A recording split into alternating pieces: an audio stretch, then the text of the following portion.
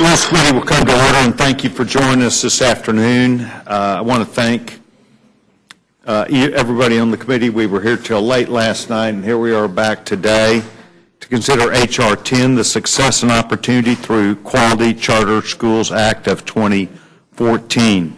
This important bipartisan piece of legislation increases the number of high-quality charter schools.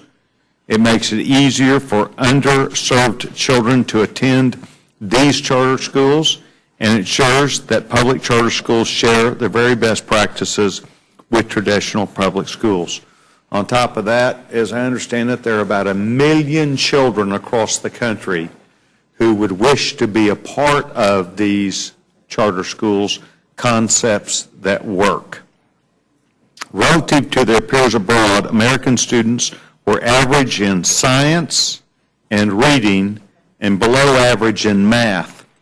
And as the Secretary of Education, Duncan, admitted, this performance represents simply a brutal truth about education and the standing of America in the world education community. I believe that charter schools help provide families with an affordable alternative to traditional schools. I believe that charter schools represent a model for success. I have visited them and seen them on a regular basis in Dallas, Garland, Richardson, and Wiley, Texas, and I believe they work.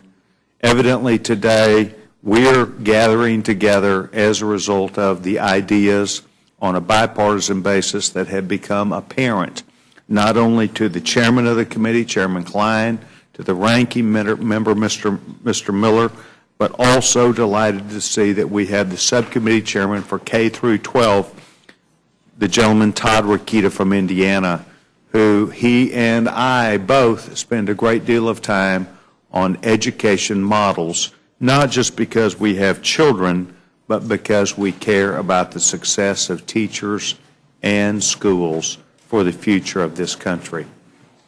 I'd now like to defer, if I can, to the gentlewoman from New York for any opening statements she may have on H.R. 10, the Success and Opportunity Through Quality Charter Schools Act of 2014. The gentlewoman is recognized. Oh, that's very kind of you, but having just arrived, I will forego that. Thank you so much. Thank you very much. And the gentlewoman is right, and I'm delighted that you're here today for another beautiful day of work. Does the gentleman... Oh, we will make it up here, I'm sure, in a few minutes. Does the gentleman from Massachusetts, who I'd originally winked at earlier and said we're going to get started, does he have an opening statement? I do not. I just want to welcome the two witnesses. Thank you. That's good. Well, look, the bottom line is we're delighted that you're here. Both of you have been to this committee before. Mr. Miller, you're a regular. You have been over the years, not just as the chairman and the ranking member, but a person who has a deep interest in education, our children, and really outcomes that come therein. Mr. Rokita, you may be new to this game, but you are not new to the understanding that we have a problem in our schools, and problems must be overcome, and I think you're here today to do a great thing. So we're going to come straight to you without objection. Anything you haven't written will be entered to the record. We're delighted that you're here. Mr. Chairman, if I could have you pull that microphone closer to your face. It kind of works this way a little bit better. Then make sure it's on. And the gentleman, Chairman Rokita, is recognized. Well, I thank the chairman for his overindulgence in introducing me. Certainly undeserved. It's an honor to be before your committee. For the first time, I'm here as a replacement for Chairman Klein, who is in the NDAA markup as we speak. I'm also honored to be with Ranking Member Miller, a distinguished gentleman from California, who on some days I smile at his retirement, and on days like today, Mr. Chairman, I smile for a different reason because of his leadership over the years. On this particular issue, an issue that I would say to the rest of your membership, Mr. Chairman, shouldn't have any political boundaries. I certainly don't see this, and without speaking for the Ranking Member Miller, I don't think he sees this, nor does the committee see this as a Republican initiative or a Democratic initiative. This is about our future. This is about our children. And I think that's why in committee this language that you're considering here today enjoys so much support. I would point out to the chairman that this is not a new issue. This is language that was literally pulled from H.R. 5, the Student Success Act that passed the House earlier this Congress. And it's also language that is very similar to, I believe, H.R. 2218, which passed with overwhelming bipartisan support at the final tally being 365 to 44. So here we are, and in a nutshell, and I won't be long, the charter school concept, I hope as we all understand, but certainly as this bill continues to incentivize and support, provides parents with additional options for their children's education. And that's a great thing. First of all, allowing parents to be better parents and allow children to excel in the environments that parents know them to excel best in. So that's number one. Number two, to the extent the federal government, to the extent that we are involved in education, and specifically K through 12 education, this is a good way for us to be involved. It provides a lifeline, sometimes quite literally, to low-income students who are trapped in failing schools.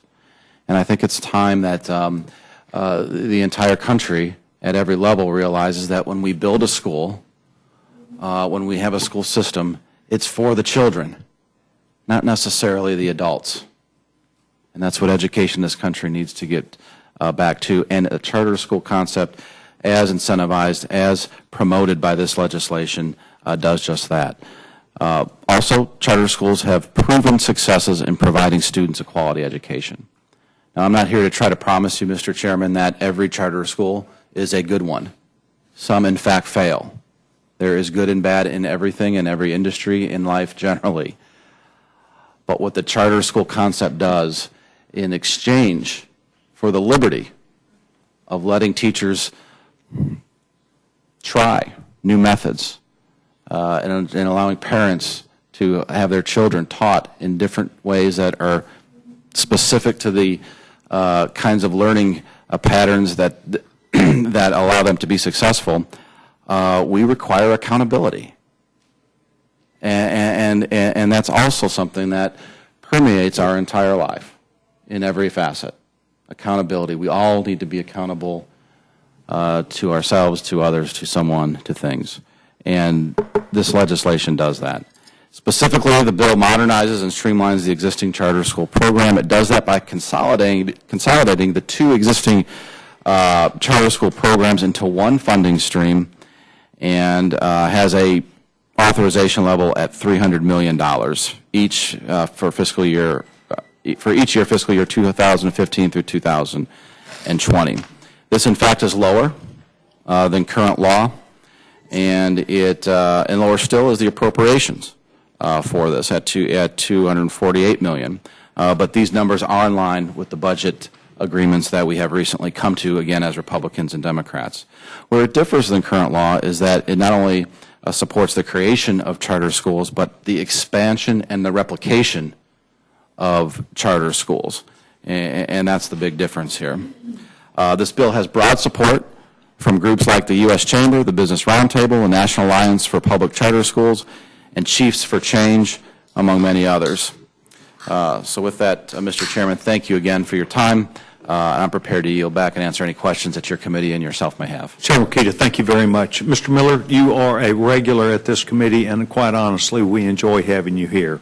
We're delighted that you're here and recognize that your not only tenure in the United States Congress has made this institution better, but quite honestly, George, I've enjoyed the time when you and I have spoken, passed in the hall, and to seeing your forthrightness in the things that you believe in, and we're delighted that you're here, and the gentleman is recognized. Thank you very much, Mr. Chairman. Thank you for your comments, and this committee is always a challenge to come before. It's pretty freewheeling up here, and as opposed to other committees, but that sort of makes it fun. You know, if you had it to do all over again, I bet you'd want to come back and be on this committee. No. I don't have, no. You have to kind of over to 3 years old. But anyway, thank you. And it's Chairman Sessions and Ranking Member Slaughter and all the members of the committee, thank you very much for this opportunity to testify. As Chairman Rokita pointed out, with a lot of work on both sides of the aisle, this legislation was reported out with strong bipartisan support and would bring much needed improvements to the charter school program that currently exists. H.R. 10 seeks to dramatically improve the quality of the federal investment in public charter schools by supporting the replication and expansion of only high-quality charter schools, requiring that each state hold the charter systems they authorize to high standards of accountability, and trying to ensure that all students have equal access to the benefits of public charter schools, especially students with disabilities, English learners, and those who have traditionally been underserved by the charters. I'm pleased that the bill now includes language on the importance of equitably applying the fair discipline practices and promotes inclusion and retention of all children. Charter schools are an important part of our educational system. In many ways, public charter schools are teaching us what is possible when it comes to educating children. Every child in every neighborhood must have access to a quality public school. Public charter schools are bringing us closer to making that promise a reality. But more must be done to ensure the quality and transparency within the charter school sector. Lack of oversight and weak quality controls for authorizing remain a problem in some states, and all too often the promising practices being pioneered in charter schools never have a chance to positively influence students outside the charter walls. This bill helps to ensure that school districts collaborate with charter schools so that students will benefit from the charter school innovation. We can't continue to have charter schools on one track and the rest of the public schools in that system on a separate track. We've got to have the opportunity so we can learn from what is working, best practices, the innovations that take place in the charter schools. And this bill does more than guarantee all public charters, does more, to guarantee that all public charter schools are high quality. The important changes contained within H.R. 10 will help course correct the federal investment in the charter school program to ensure that it is focused on quality, accountability, and equity. H.R. 10 will help encourage states to improve in these areas and will go a long way toward improving the program to better support our nation's children. And I would encourage all of our colleagues to support this legislation. Chairman Klein, who Chairman Rokita made the point is not here, I believe there's a defense markup, and worked really closely on this legislation, as did Chairman Rokita and the staffs of both sides. And so I think this is a really good product. I think it's an improvement in current law, and hopefully we will be able to more widely distribute the benefits of quality charter schools. Thank you. Chairman Miller, thank you very much. As I prepared for this meeting today, I spent a good bit of time with the staff director, speaking with her about the ideas that I had of things that I've seen in Dallas, Texas, notwithstanding just charter schools, but really overall education, about how we really go and learn not just best practices, but really concepts and ideas that cater to the students to make sure that they buy into these, that the parents buy into them. And quite honestly, when I saw that 15 out of 16 gold standard studies have demonstrated that students in public charter schools outperform those who attend traditional public schools, it told me a lot. That is performance-based. This bipartisan bill increases the number of high-quality charter schools. That's where we ought to be aiming. We ought to make it easier. And lastly, the gentleman, Mr. Rokita, and I have an opportunity by birth of our children to have what might be considered disabled students in our family. The bill encourages public charter schools to enroll underserved children. These might mean any number of criteria that you would put to it, but it would include, as the chairman said, disabled children also. My son did not have all the benefits of public education because the bottom line is the teachers are busy when you get in 7th grade, and my son could not survive in a traditional 7th grade class. It just became so onerous, and his anxiety level took him to a point where he did not want to go to school. If you cannot go to school because you don't want to be there, school ceases to be an option, and we had to find another way to do something. That was 10 years ago. I now would hope that children who are in communities would have this as a better alternative now. A new, comprehensive idea that can work for everybody. So to have you both here makes our job together, makes it easier for us also. I'm delighted that you're here, and this should be an attribute of, as we see this, of how working together on things that do work matter a lot. I now defer to the gentleman from Texas for any questions he may have. Mike, I've told you I would do this at some point, but today it became almost mandatory. I looked at Ileana, and she deferred to you. Well, Chairman, thank you. I do want to thank our witnesses for being here. Yes, Mr. Miller, in spite of everything I've said over the years, we'll miss you.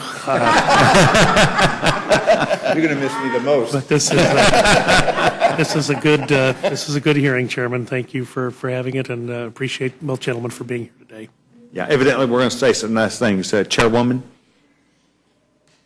I feel like I'm having an out-of-body experience, because here we are talking about charter schools. Little did I think 20 years ago that we would have a bipartisan agreement on the worthiness of this type of education and the partnership that they have been able to establish with the public sector. So I'm just amazed. Congratulations. Awesome. Ms. Slaughter? Thank you very much. And it is certainly a pleasure to have a bipartisan bill before us this afternoon. And George, you know how much we respect and admire you, and how deeply we're going to miss you. You've made the most positive impact on education in those years that you've been here. Of anybody I think that's ever served. And Mr. Keene, it's a pleasure to meet you and to know that you and George work the same way on the same things, and that can carry on. We're happy about that. Now, a couple of things that I do have to ask for, though. New York is one of the states that has the cap on the number of charter schools. And there is an amendment not to disadvantage those states by Gregory Meeks has one, and Representatives Reichert and Larson have one. I'd really appreciate if one of those be made in order for New York not to be disadvantaged. And Gwen Moore's amendment, I think, was very good, that is states receiving charter school grants will set aside 2% of the money for financial oversight of the charters. And also Mr. Tierney's amendment, I don't have the number at hand, unfortunately, but he has two of them. The first is that charter governing boards treated as public entities with access to the detailed school budget information from the education management organizations.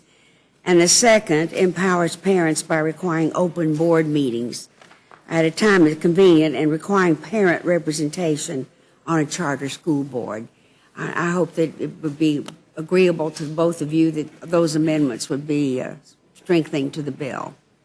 How do you feel about Well, that? I'm for an open rule, always, Well, I'm always Mr. Open Rule. But, bad chance. well, we'll see. This is a different kind of bill. So Well, I see. we'll see. But and I think that speaking to Mr. Tierney's amendments, transparency has been a problem in some instances, Yes, not it is. in all, because in many instances there's deep parental involvement in a number of the charters, so it's a little bit different situation. But that's not in every case, and we're trying to move that transparency up in all cases. And Gwen Moore's amendment, does that requiring states to set aside 2%? That's what you're talking about the transparency. In this case, I'll stay within the bounds of this legislation that's before the committee. All right, how do you feel about states that have caps on that? I don't.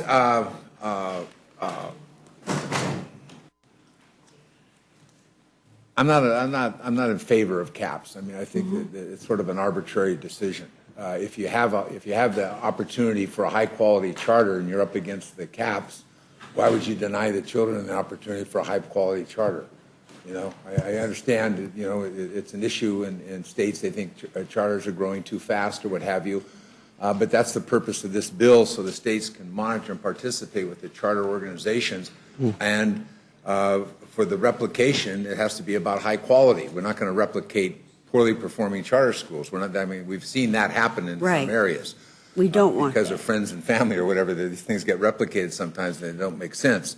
So, I think that this bill should really be able to deal with that what we're doing in expansion and replication is about having high-quality schools take their place, which means some track record, some understanding of what's happening in the current schools.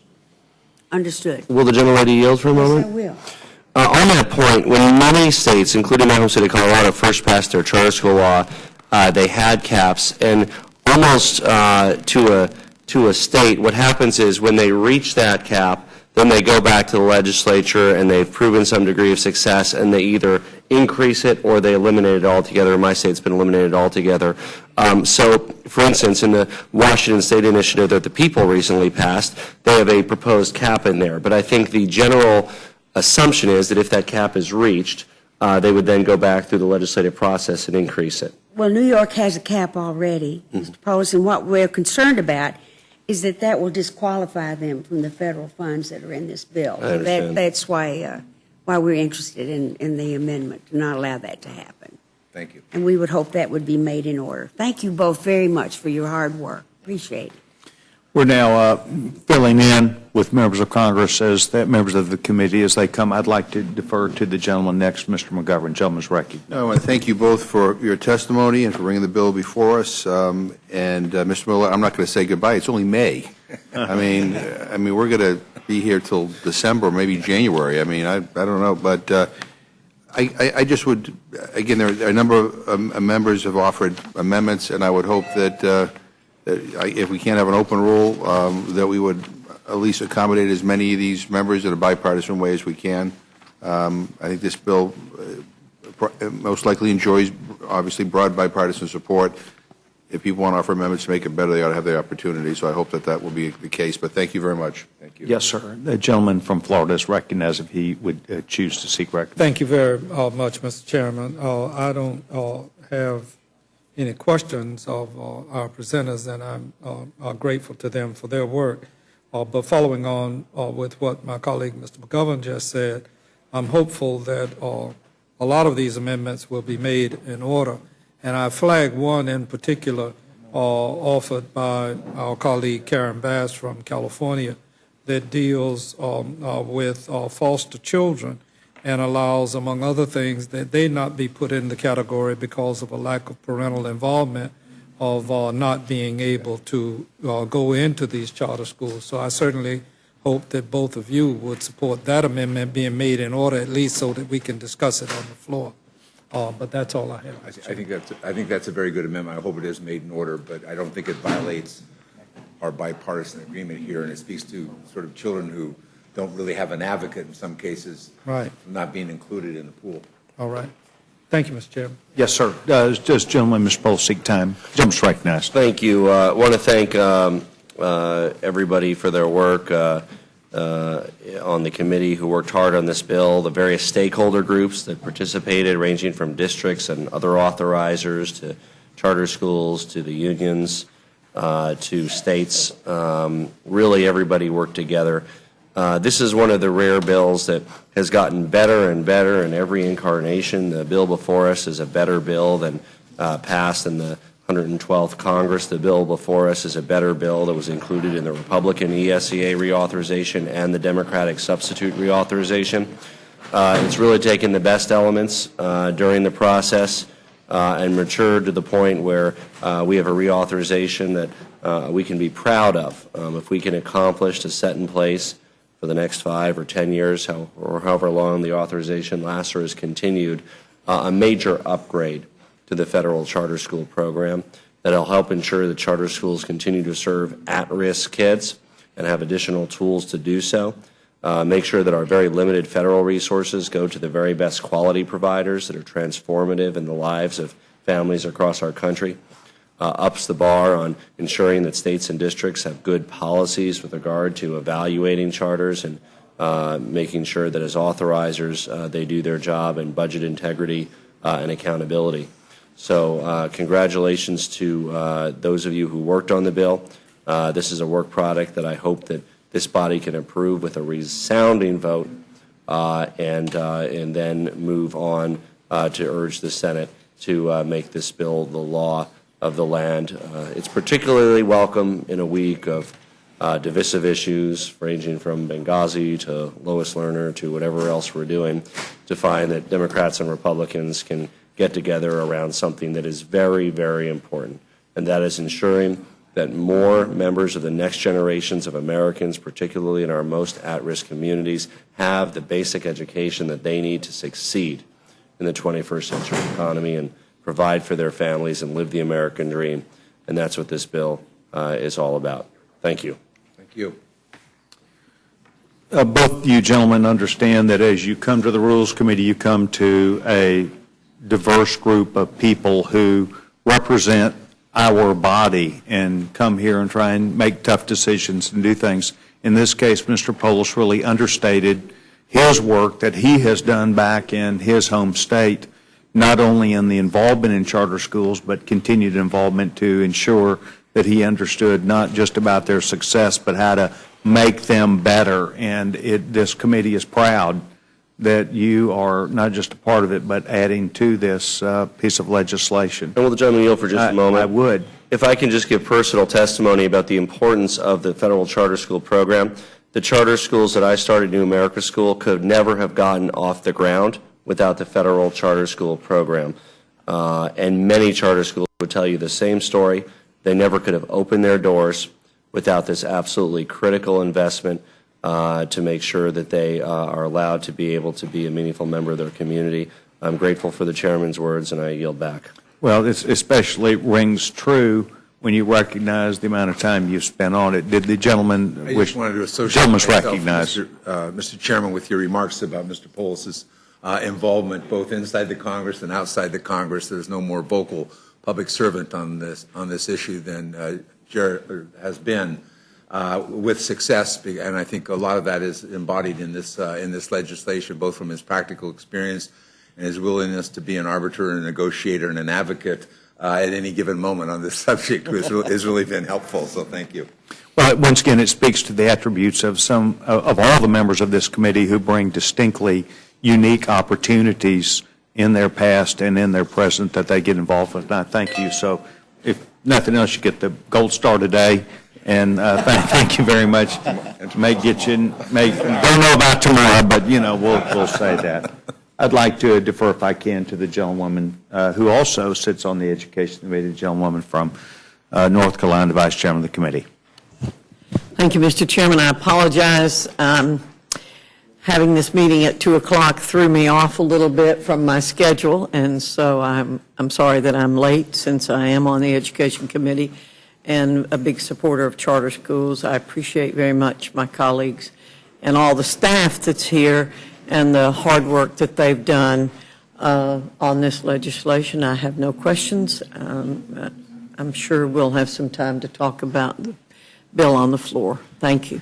Gentlewoman yields her time. Gentleman, Chairman from Oklahoma is recognized. Thank you. I'm glad I got here to see this extraordinary event, because knowing both of you as well as I do, I have to say you're the most unlikely pair I ever thought I'd be up here on the same side. But I do want to thank each of you and your committee for what you've done here, because I think charter schools have not gotten caught up in partisanship, largely because they reflect three fundamental values that all of us as Americans share in common, regardless of where we are in the political spectrum. They rely on choice, and I think that's a fundamental American principle, is to give individuals as much choice as you possibly can.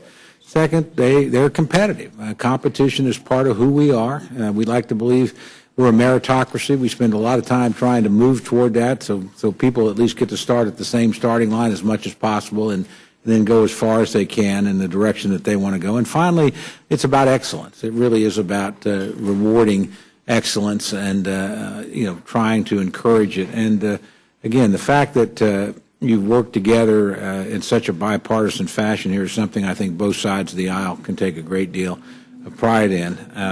I'll see my friend Mr. Rikita here many more times, but my friend Mr. Miller's in his last term, and he's a good friend of mine. Like Mr. Rikita, he likes to smoke an occasional cigar, so we've built a very enduring relationship. And like me, he too has married much above himself, as all men do, but Mr. Miller and I more than most.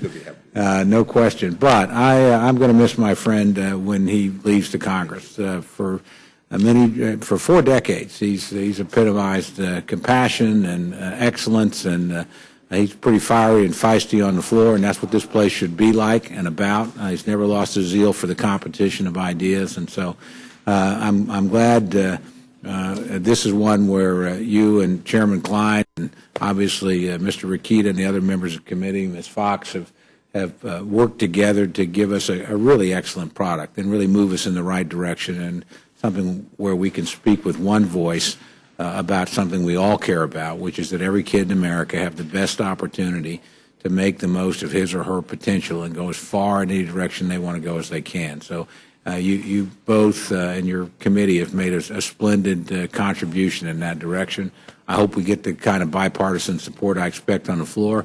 And frankly, I hope our friends on the other side of the rotunda in the Senate will work with us too. Because again, there's a lot of things that pull us apart in this period. It's really uplifting to see something that brings us together and to see both of you seize that opportunity and give us an opportunity to do something that is not only good, but we can be proud of and go home and tell our constituents about and tell our kids about someday. So again, thank both of you for your terrific work on this. And with that, Mr. Chairman, I'll yield back. Thank you. Thank you. I thank gentleman from Oklahoma. The gentleman from Orlando, Florida is recognized. Thank you, Mr. Chairman. I have no questions. I just would say that this is a great piece of legislation. It's sort of anti-Washington because we're so good at creating cookie cutters and telling all the states this is exactly what you do. And guess what? The one for Orlando, Florida, and Butte, Montana, and inner city New York, the program is just the same. And it doesn't really work that way. And I think this is a great cookie cutter breaker. And congratulations on the camaraderie. Well, it looks like we're going to end on a very, very high note. You know, normally we see people that come up and are very nice to us. Well, not as much as we want, but occasionally. But in this case, both of you have earned the accolades of bringing a piece of legislation from your committee together. I want to take a public opportunity at both of you and also Chairman Klein. Back in Dallas, Texas, we have a very active community where we are trying to deal with problems that people see in our community, Head Start programs, and we think we're developing Head Start programs that could be as innovative as what you're seeing in charter schools, maybe K through 8, but in that different setting because they have different designation. And I'm going to formally offer a chance for you, George, and Todd, and Chairman Klein to come to Dallas, Texas. We'll promise you no rain because it doesn't rain down there. But I'd like to have both of you come down and, quite honestly, Chairman Miller, for you to lend your expertise and your eye to what you think looks good. Thank you, Mr. Chairman, for the invitation. I would look forward to it. I would also say that one of the provisions we put in the reauthorization of Head Start was an amendment that I got a lot of arrows for offering, but we survived, and that is that periodically the Head Start programs have to be recompeted. And I think that allows for people with better ideas or better programs or however basis is, and then measuring what's going on in the existing programs.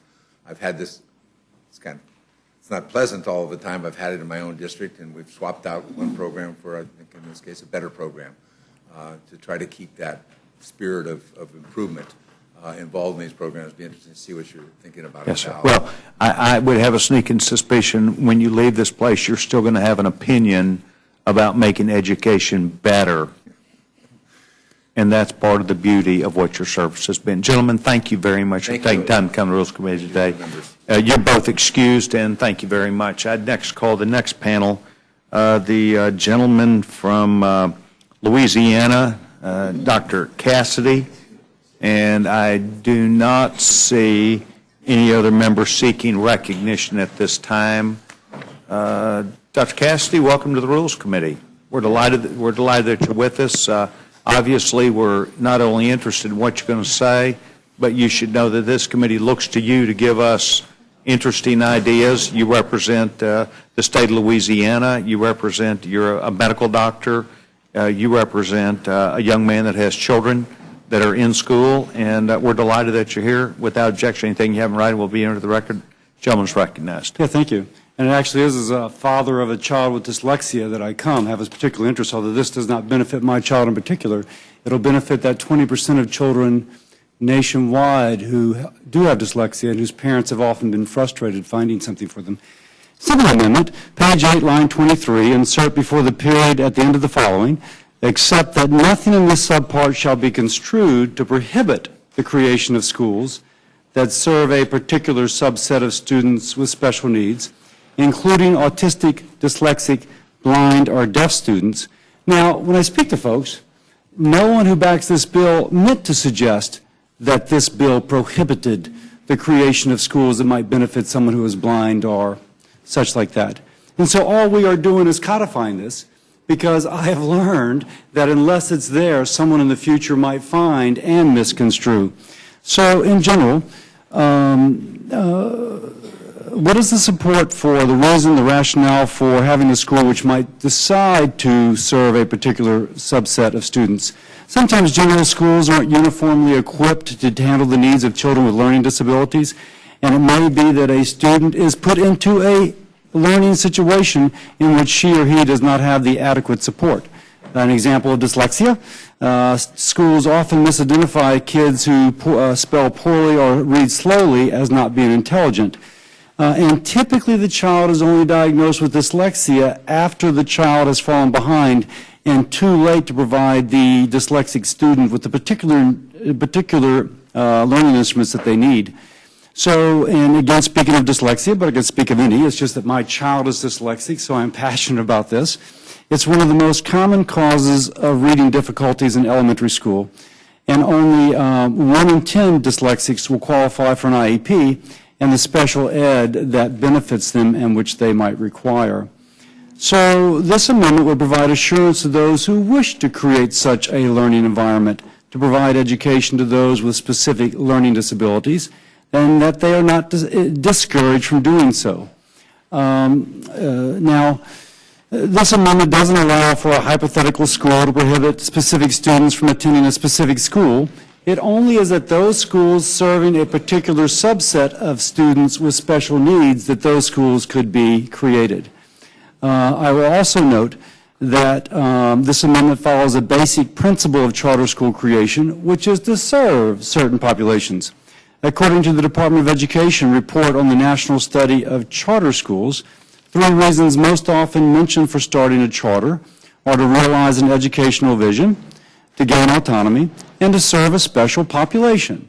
So again, no one is suggesting this legislation would say that you can't create a school for dyslexics or the blind. All we're doing is establishing that that is the case, and that this legislation not be misconstrued in the future as having done so. Man, would love any questions. Ms. Cassidy, thank you very much. Are you aware of anybody that opposes this bill, this amendment? This amendment? I am here to find out. You're here to find out. Well, I like you, Mr. Rakita, Mrs. Other members. I don't want to point their name because I really haven't spoken about this particular subject.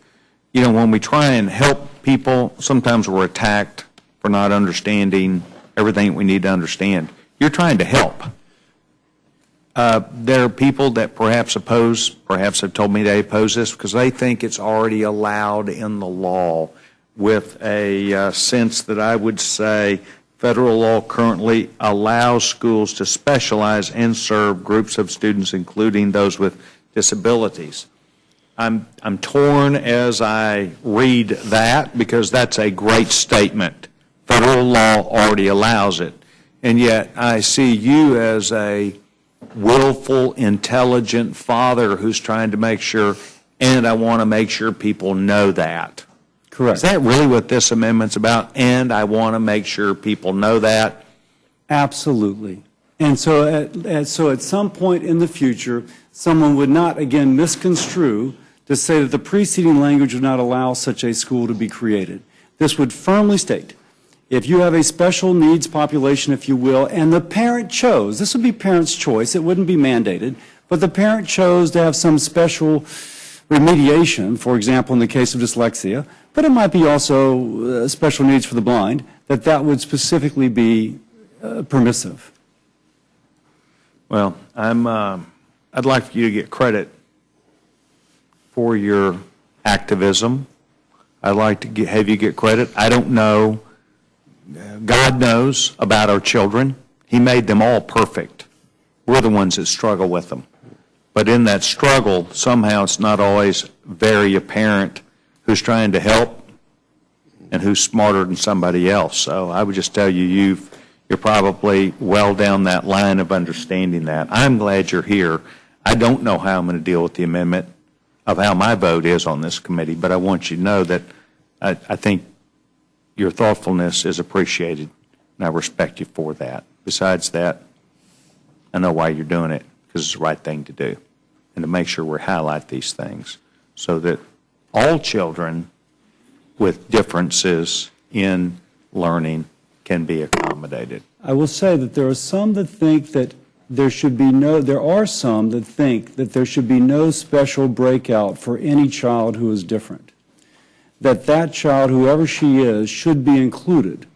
And they feel like something such as this actually threatens that model. Yeah.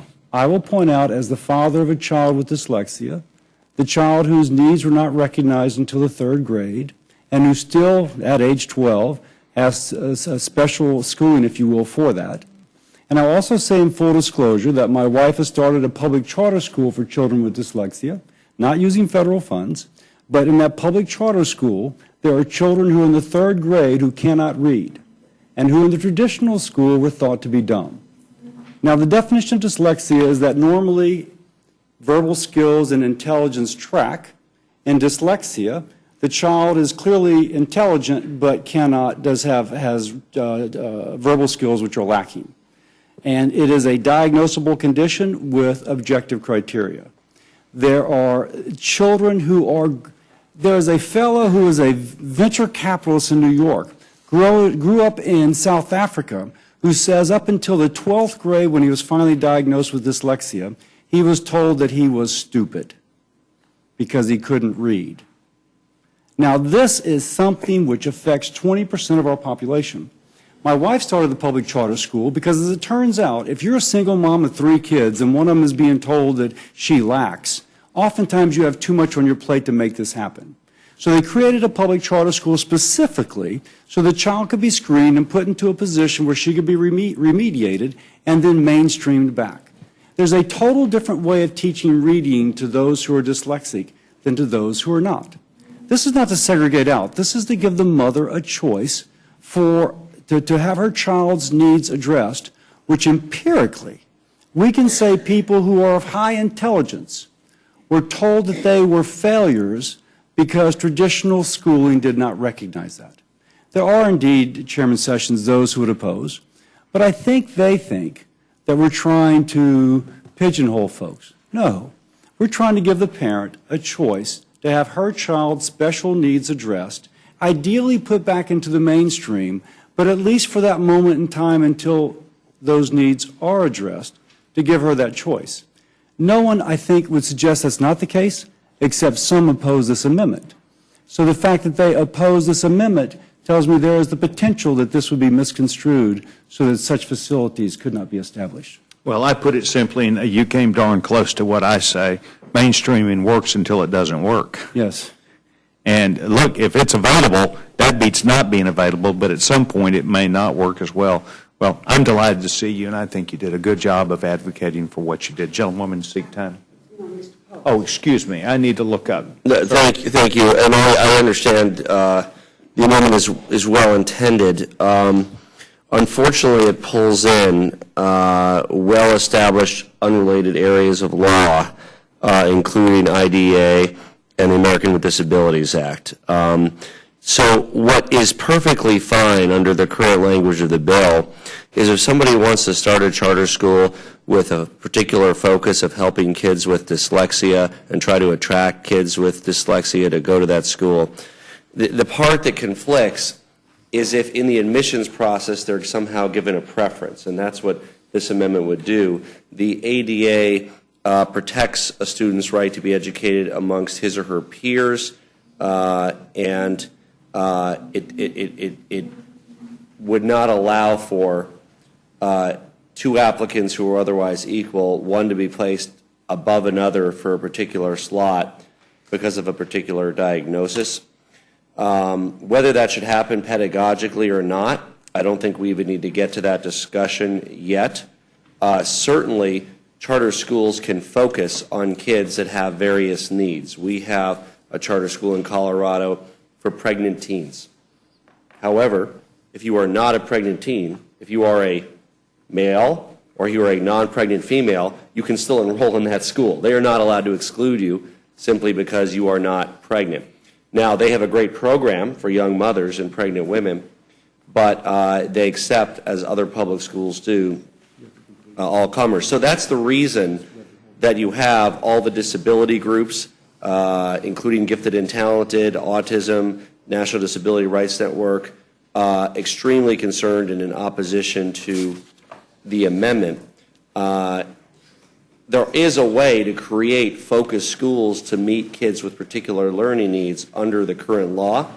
They exist. Your wife founded one. That's wonderful. Just as I founded a charter school that focused on English language learners, but students who were not English language learners could certainly enroll as well.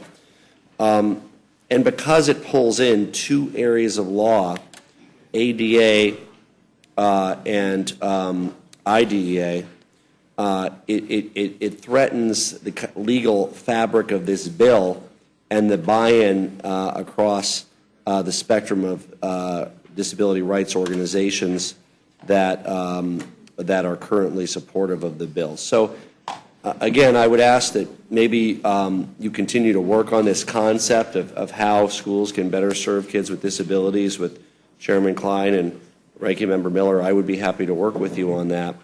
But this particular part you found around preference and admission is a problematic place to be fighting the particular battle, which I understand is heartfelt.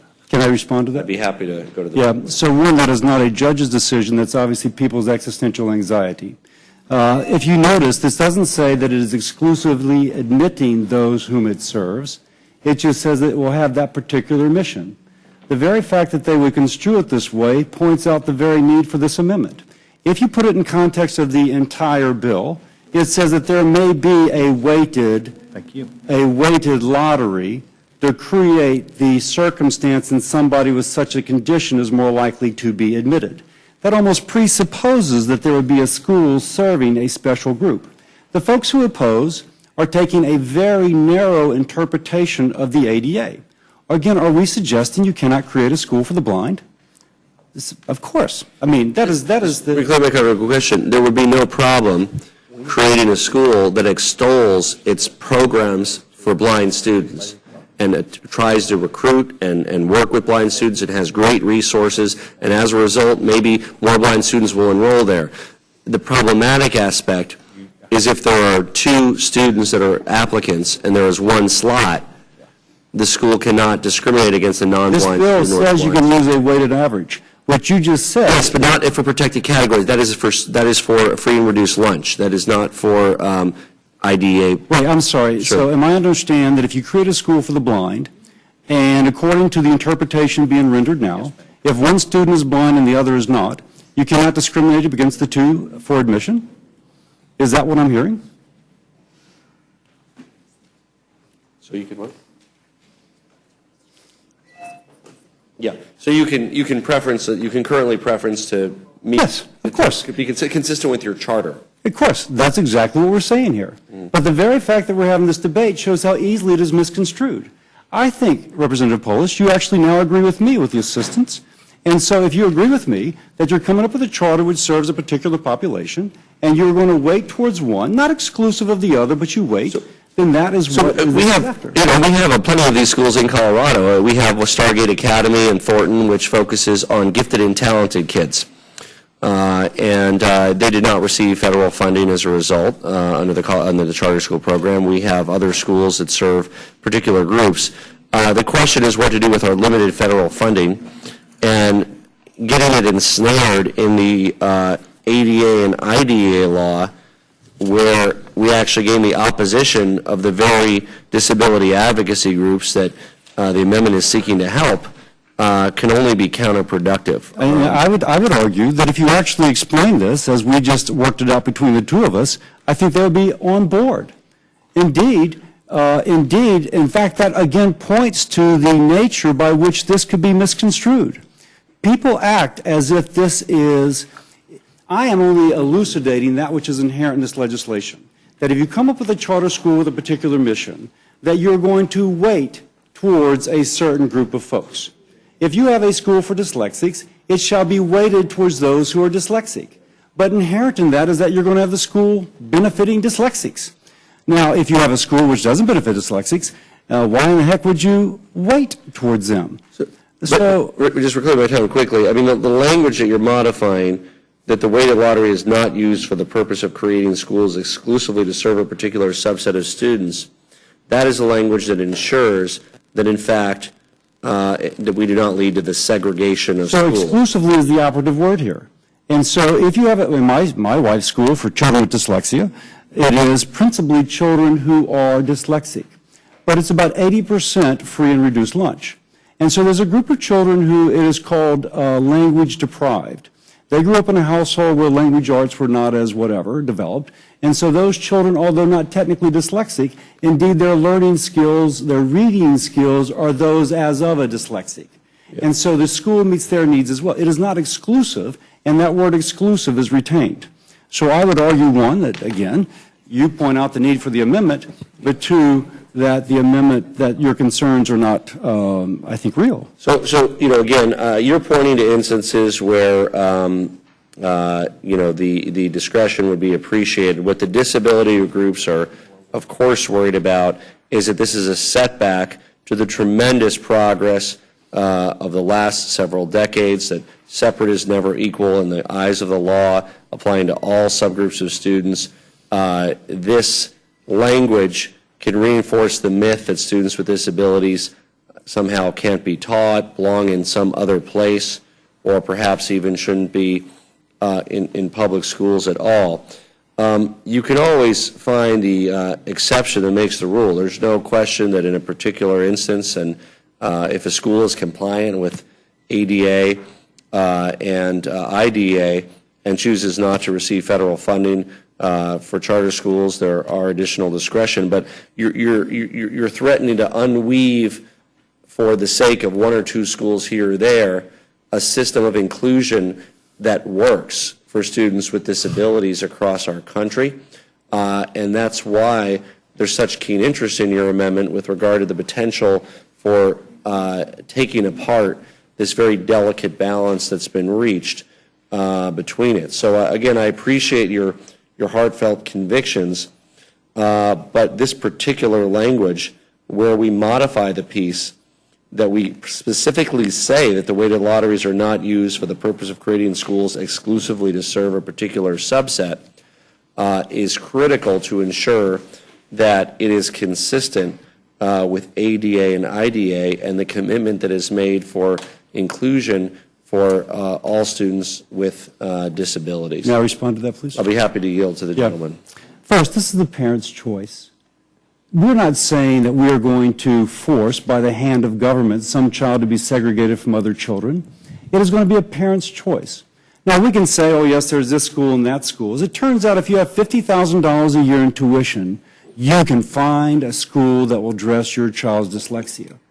But if you're a single mom... Just reclaiming my time briefly. So, I mean, under IDA, if a student needs $50,000 in services in any school district in the country, that school district is responsible, including placing them at a private school or placing them anywhere else. And we have students that are placed in private schools in Colorado. That may be the law, but that is not reality. That is far from. I would just so. It's the legal responsibility. It may be. Good luck. Yeah, good luck. I mean, 20% of the parent advocacy is a critical piece of that. 20% of the gentleman will yield. I am a strong advocate, and school districts are going broke, and school districts do not have money, and school districts and opportunities do not always abound.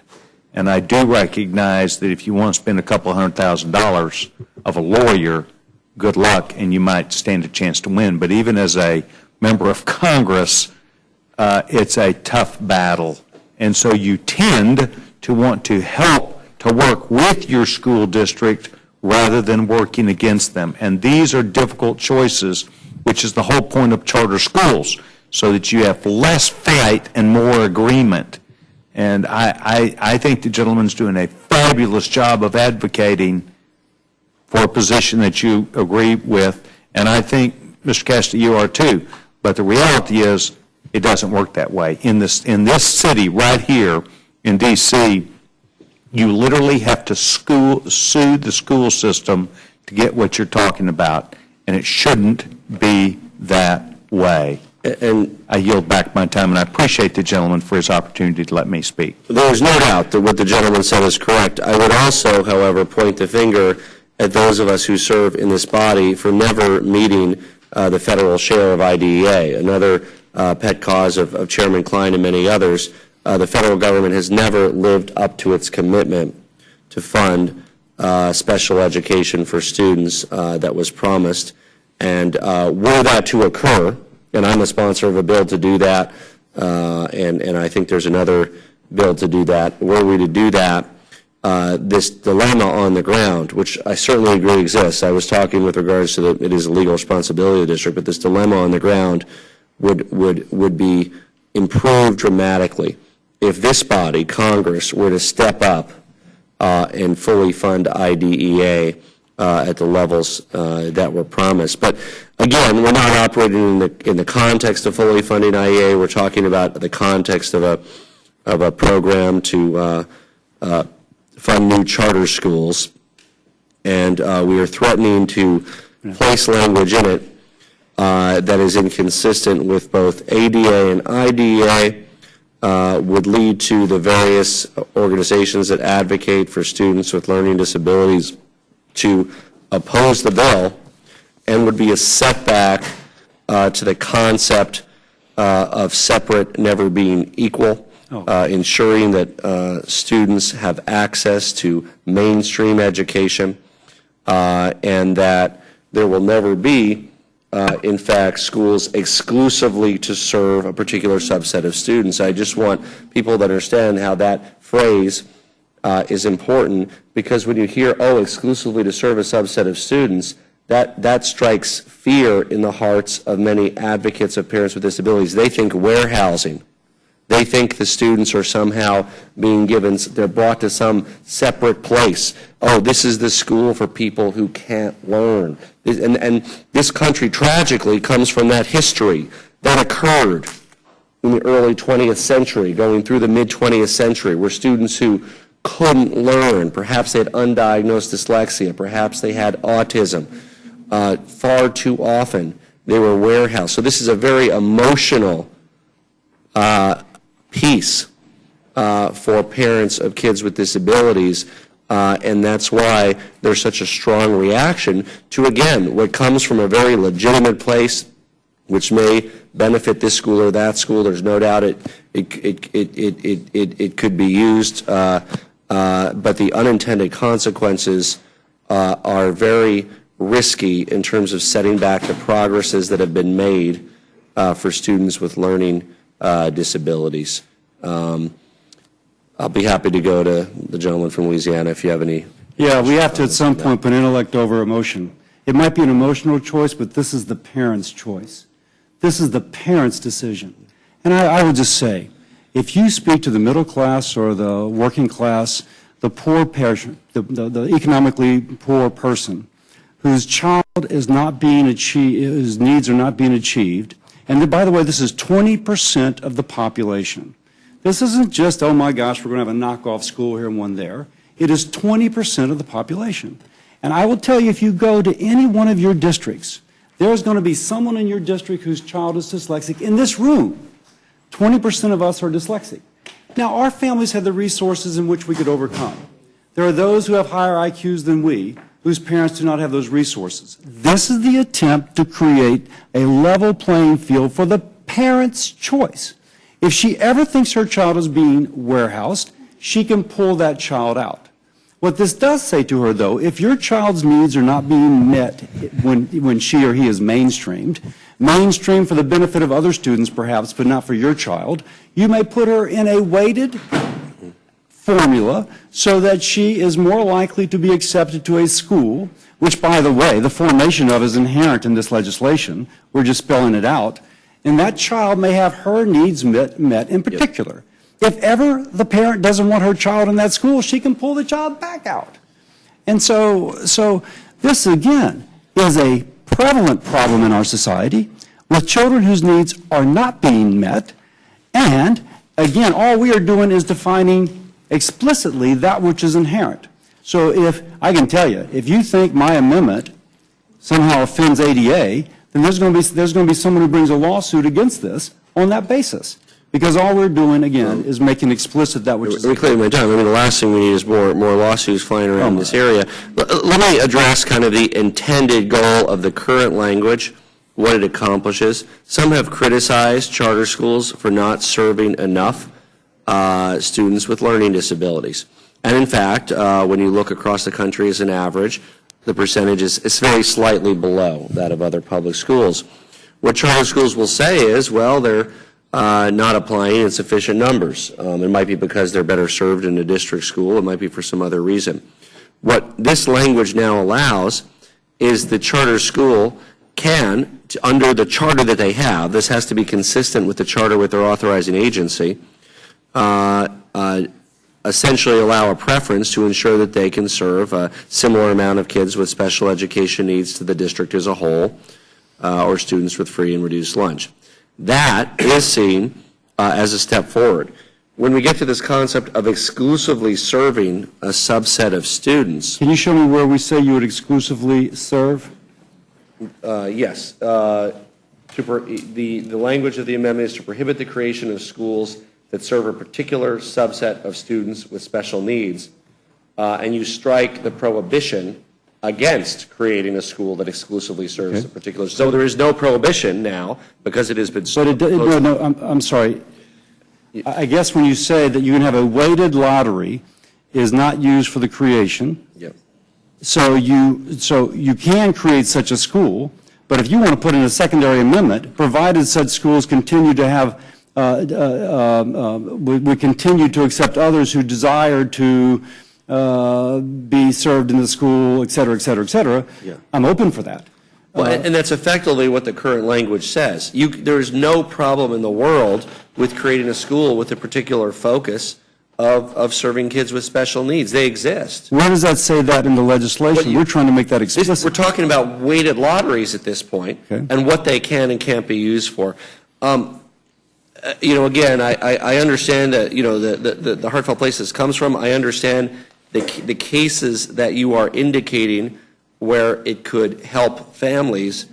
What we weigh on the other side are the vast unintended consequences of returning the basic civil rights that families with disabilities have to the pre-ADA, pre-IDA. Can I ask you to address one thing? Since this is the parent's choice, then why in the heck is this some bondage of a family towards a system out of control?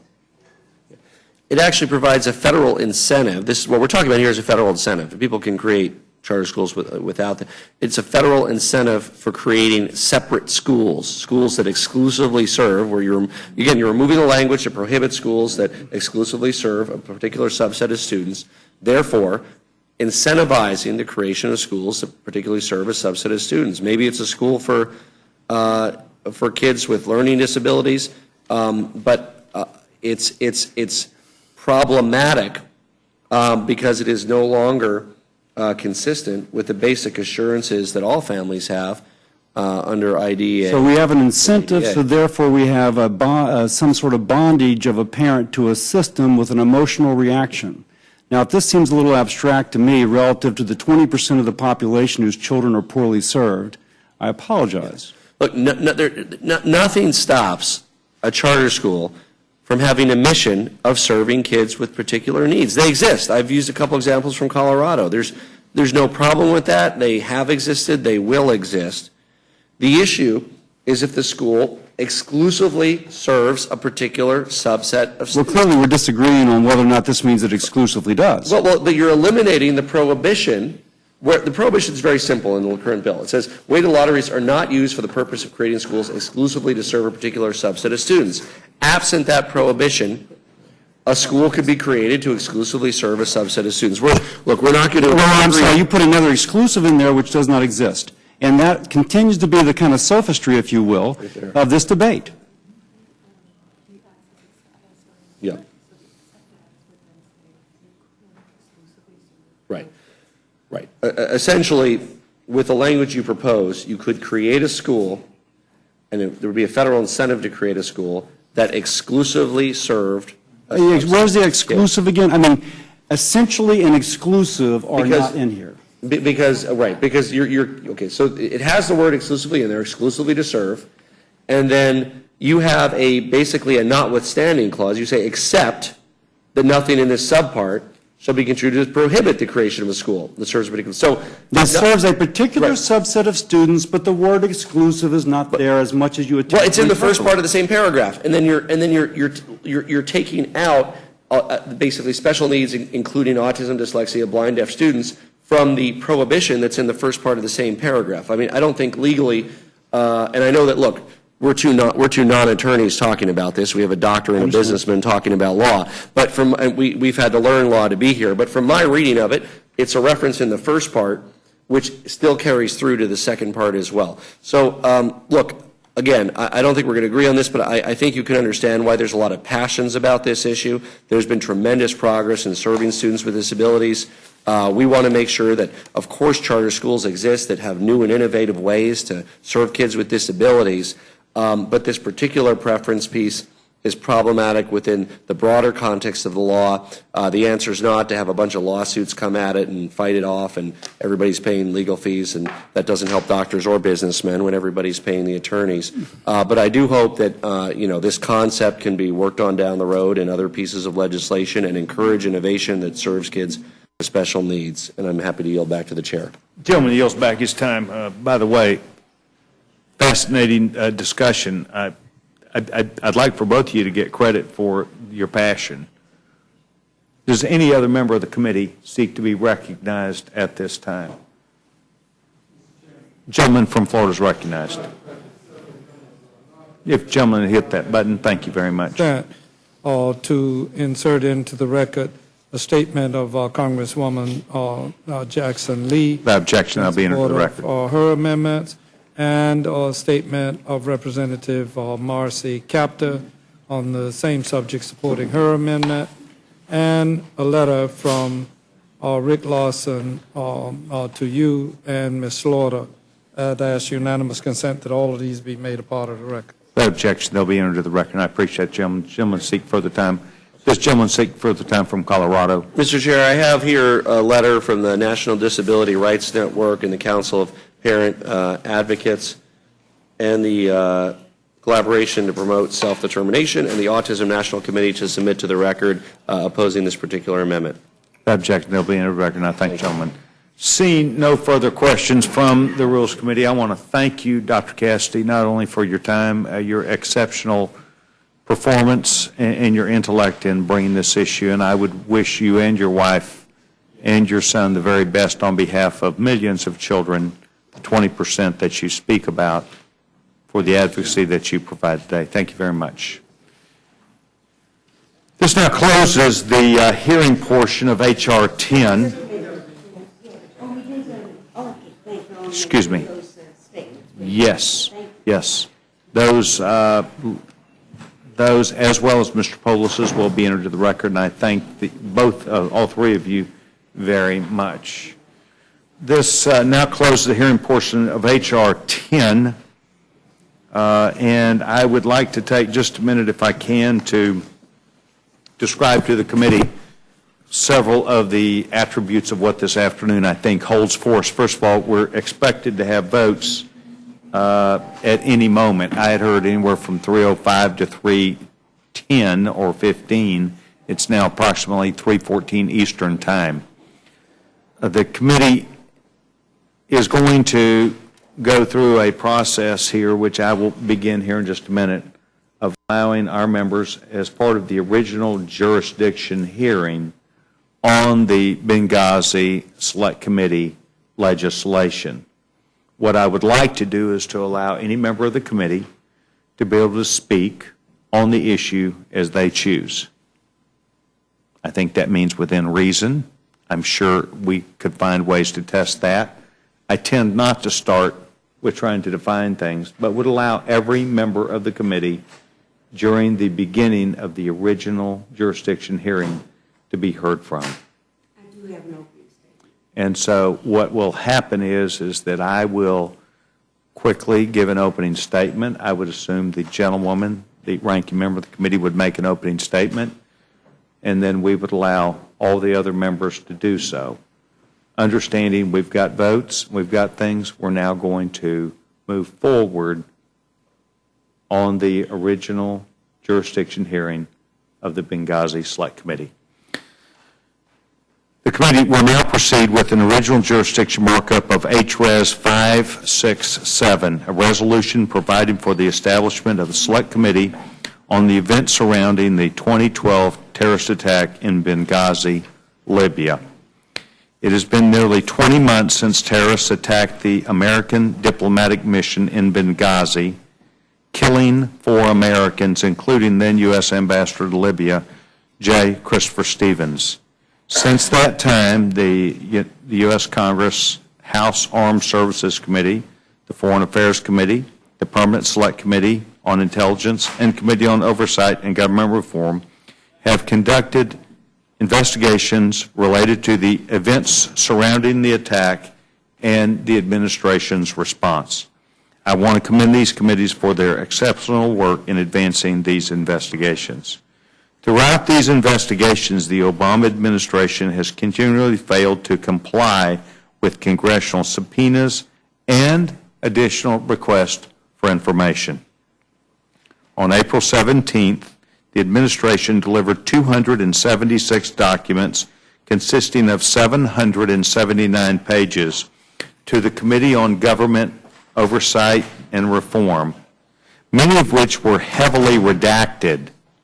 This is the same day that the State Department complied with a Freedom of Information Act, known as FOIA, request submitted by an outside group known as Judicial Watch. I believe that the timing of the two productions is not a coincidence, and question whether or not Congress would have received these documents absent Judicial Watch's FOIA request. The two sets of documents are incredibly similar, and shockingly, some of the documents received by the committee are more redacted than those received by Judicial Watch.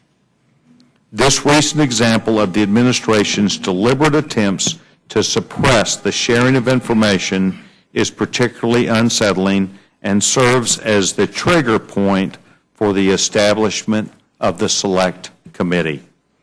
I think the Select Committee will serve two important purposes. First, the committee will allow the American government to learn from its mistakes so that we are better prepared to handle any similar events in the future. Secondly, I believe that the Select Committee will evaluate this investigation, remove judicial hurdles, and allow congressional investigators to form a truly comprehensive understanding so that the American people will then grow to have more faith not only in Congress, but also in the United States government. Our work must be built on the assumption of transparency and working together for not only the truth, but to ensure that we learn from those mistakes of our past. I would now yield to the gentlewoman from New York for an opening statement. Thank you, Mr. Chairman. Mr. Chairman, in 2012, the attack in Benghazi was a tragedy that took the lives of 4 brave American public servants representing and serving our country. and we join their families in continuing to mourn their loss. And Congress has an obligation both to the families of the victims and to the country to take every possible step to prevent anything like this from ever happening again. The United States Senate has produced 2 bipartisan reports on the issue, and the State Department's Accountability Review Board has also produced a constructive, unbiased report. Unfortunately, the House majority has chosen a different path with an entirely partisan approach. Over nearly 2 years and across 4 separate standing committees of the House, the majority has repeatedly demonstrated that rather than engaging in serious objective examination of the circumstances of the Benghazi attacks, and rather than producing constructive recommendations to keep the citizens and facilities abroad safe, they intend to use this tragedy as an excuse for generating partisan talking points and raising money for the next campaign. Between the 8 separate reports on Benghazi to date, millions of dollars of taxpayer money have been spent, dozens of interviews conducted, 13 hearings have been held. More than 25,000 pages of documents have been produced. There is a vast body of evidence already collected, none of it demonstrating a scintilla of evidence that the Obama administration engaged in any sort of cover-up, as the majority continues to allege.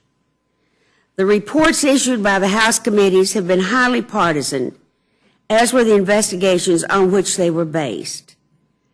Democratic members were excluded from fact-finding delegations. The minority was denied access to hearing witnesses. Documents obtained by a committee were withheld from the minority members. These are only some of the abuses committed in the course of these many investigations.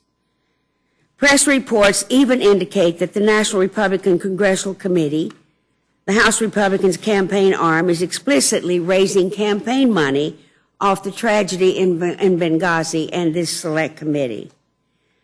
Now, after nearly 2 years of the majority engaging in thoroughly partisan exercises on this subject, they are proposing to create an extraordinary select committee with the same partisan makeup and rules to conduct yet another investigation. And given the majority's history of unprecedented partisanship with regard to this matter, there is no reason to believe that the new select committee will produce a different result. The only way this select committee could be effective is if it were completely bipartisan on the terms of the resolution creating it. And we plan to offer an amendment today to make a number of changes to the structure and rules of the committee. And most importantly, our amendment would make membership on the committee equally divided between Republicans and Democrats, like the Ethics Committee is and like some past select committees were. Our amendment would also guarantee minority concurrence for authorization of subpoenas and equal distribution of money, staffing, and other committee resources.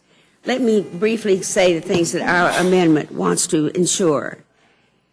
Number one, it makes membership on the committee equally divided between Republicans and Democrats. 2, it guarantees minority sign-off on subpoenas and depositions. 3, it guarantees equal distribution of money, staffing, and other resources of the committee. 4, requires the committee to establish written rules, specifically including rules concerning how documents and other information may be obtained, used, or released. 5, it guarantees equal access to evidence and materials of the committee. 6, provides for the transparency of the committee's expenditures and budgeting. 7, ensures a quorum for taking testimony or receiving evidence includes at least one minority member and ensures that the minority has a say in decisions about extending questioning and staff questioning of the witnesses. And let me say one word about the witnesses that have already been used in some of the other committees. At least 2 of them, their testimony has been completely disregarded and said to be false. Recently, there was a committee here where another committee chair said that the person, the colonel, who said more could have been done was not even in the chain of command. We are very much concerned that those are the kinds of witnesses that were brought before the special committee They have been discredited, but it sometimes takes a little while to do that. Now, there is potential for a House Select Committee to investigate the tragedy in Benghazi in such a way as to finally produce a thoughtful, useful report on the subject in stark contrast to the investigations and reports issued by the 4 House committees thus far. But unfortunately, the House majority is determined to take the partisan path. With that, Mr. Chair, I think you can conclude that we are not in agreement with you in setting up the Select Committee. I yield back my time. Gentlewoman, just back her time. I appreciate the gentlewoman, not only her opening statement, but appreciate the ideas which she's brought forth. And the hearing today will be about the opportunity for us to further and more completely understand the sides, where they're coming from as the original jurisdiction hearing. And I look forward to what we're going to do. At this time, what I would do is say that we are on votes. We will have some 5 votes, which we will go do right now. And immediately after the final vote, we will come back and reconvene the hearing on this important matter.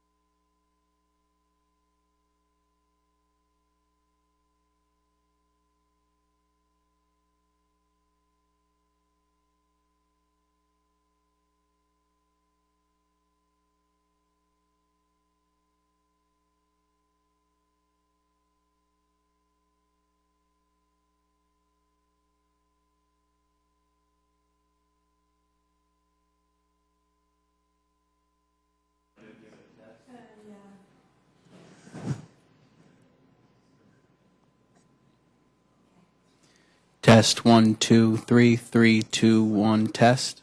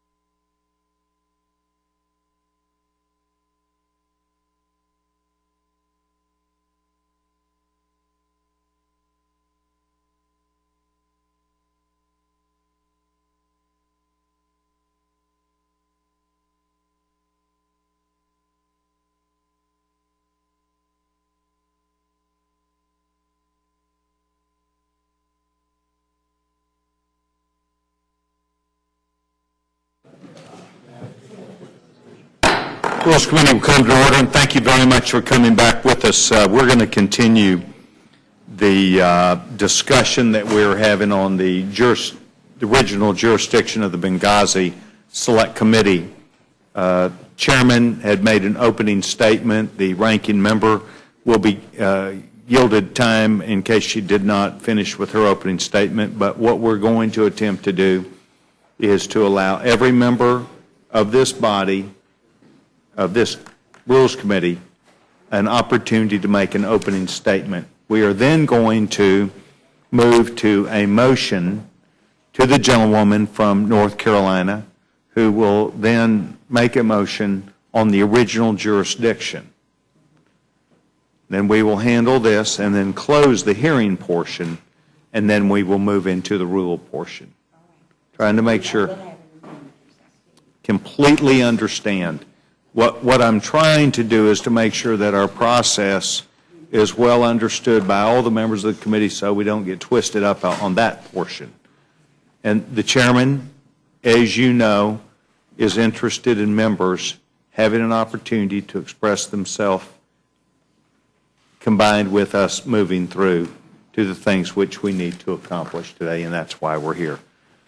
So I would now yield to the gentlewoman if she chooses to make an additional statement at this time. Gentlewoman's recognized. Thank you. I have expressed myself. Thank you. Thank you. Gentlewoman yields back her time. The gentlewoman from North Carolina, Vice Chairman of the committee, Mrs. Fox, recognized. Thank you, Mr. Chairman. I appreciate the opportunity for us to make comments on this resolution.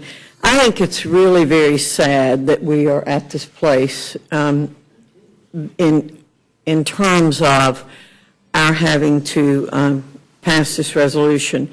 But I don't see that we have any choice.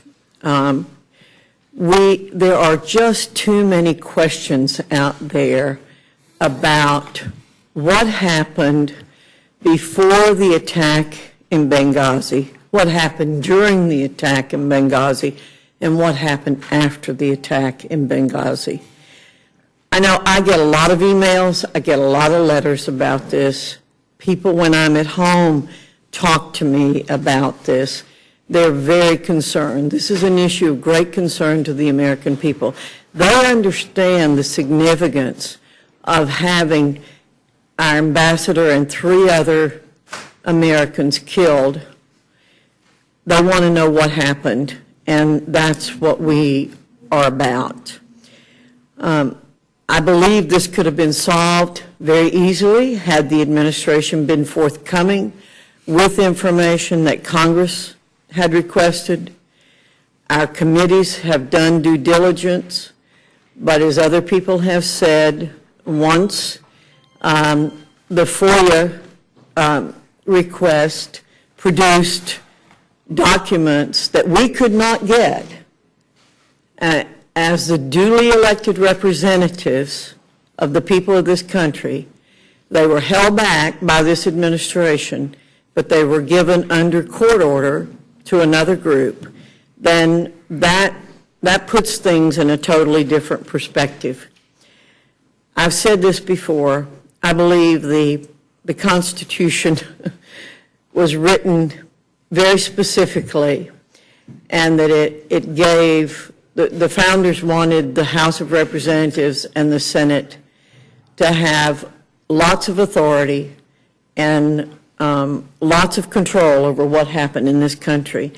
And what we're seeing, I believe, is the executive branch overreaching and not responding properly to Congress. And I'm, again, very saddened by this. The American people understand that for our system of government to operate properly, we have to have transparency and accountability. But we're dealing with an administration which promised to be the most transparent administration ever in the history of this country. And even the press, which gives that administration every break in the world, says this is the least transparent administration in people's memories. That's an indictment of this administration, and it's why we are where we are right now. And so I am going to support the resolution to establish the Select Committee. Again, I think it's a very sad day in the history of this country when we have to do this, because we have an administration that refuses to provide the information it is obligated to provide so that we can know what happened on that horrible night, what led the situation to be horrible, and what happened afterwards in terms of information coming out. So thank you very much, Mr. Chairman, for giving us the opportunity to speak. I yield back. Appreciate the gentlewoman's comments. The gentleman from Massachusetts is now recognized. Well, thank you, Mr. Chairman. And I just want to ask a question. Are we in a hearing or are we in a markup right now? In fact, what we are right now is a hearing. We are understanding we're having a hearing, and then we will move to a markup. Everybody has seen the proposal. Well, you should understand we the proposal. received the proposal last night at 7. So you were giving an opening statement now, just like we were any other committee of jurisdiction. We're coming in with an intended purpose today, a meeting about Benghazi. You're allowed to give an opening statement. We will then, as I had earlier said, and this is good that we're covering this, we will then move to where the gentlewoman will move a motion. When she moves that motion, then you may go to amendments to that. And I'm not, the gentlelady from New York will have an amendment that we will support. But I guess my question is if this is a hearing, where are the witnesses? Right. I mean, are you or people on this committee experts on select committees, on the threshold that we need to meet in order to vote for a select committee, or is there somebody here who's an expert on what select committees work the best, the ones that are evenly split or the ones that are, that have where the majority has more? I'm just curious who answers those questions for us. Well, that's a very good question. The answer would be, it would be myself then. Oh, okay. So I would consider that you would see that this is the Rules Committee with original jurisdiction, that I have made a determination in consultation with others, but I have made a determination. It is contained within the resolution about how we would move forward, and so I'm here to defend that. No, and I appreciate that you have made a determination. In fact, I did. Right. But for the rest of us, we're trying to understand why we have this resolution written the way it is written before us. I think it would have been helpful for us to talk to people who are experts on this. I mean, why, for example, when during the war in Iraq, where we had an administration that lied to Congress, and we had thousands of our fellow citizens were killed, tens of thousands were wounded, a countless number of Iraqi civilians were killed. It has cost us hundreds of billions, if not trillions of dollars. We didn't have a select committee then. What is the determination that prompts us to vote for a select committee? And I go back to what I was saying earlier this morning when we were talking about the IRS. I think my problem with what we're doing here is that the narrative that the majority is putting out there doesn't match up with the facts. Well, then I'll be glad that at the time you choose, you can ask questions publicly, or you can ask me, and I'll let the gentleman. So I guess the question is, during the voting irregularity controversy that we had when the Democrats were in control, Speaker Boehner suggested to, then Majority Leader Boehner suggested to then Speaker Pelosi that we have a select committee that's evenly split, which she said we would do. Why is that a bad idea for something like this? Now, let me ask a question just to refresh me, because I've been here a while and so have you. Is that when we were taking votes in the electronic? That's correct. Well, what happened is we were all here on the floor, as I recall. The sergeant at arms and the parliamentarian and the floor personnel, at the time we were voting, all the lights went out. Right. And there was a power failure that was as a result of something. I cannot tell you the answer, and we didn't know at the time, but it was the voting cards and the machine that ran that. It was not an electrical blackout. It was directly related to, as I recall. Okay. No, so I guess my question is, if at that time, then Speaker Pelosi would have said we would have a committee in which, you know, there was a tilt toward more Democrats than Republicans, I would think that the gentleman would somehow feel that that wasn't a fair way to proceed. And I think one of the things I'm trying to understand here is why a decision was made to proceed in this way versus a way in which, again, we could lower some of the partisan, concerns that currently exist.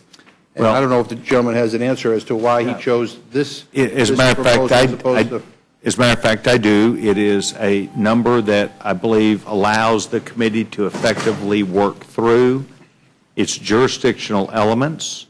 The makeup of that will be decided with concurrence with the minority leader. I think that is well understood, and that the Speaker will be able to appoint the members that the Speaker chooses, and with concurrence of the minority leader, which I assume means 5 of those people. And that then when we see how this happens, we will find out what kind of people are going to be on the committee.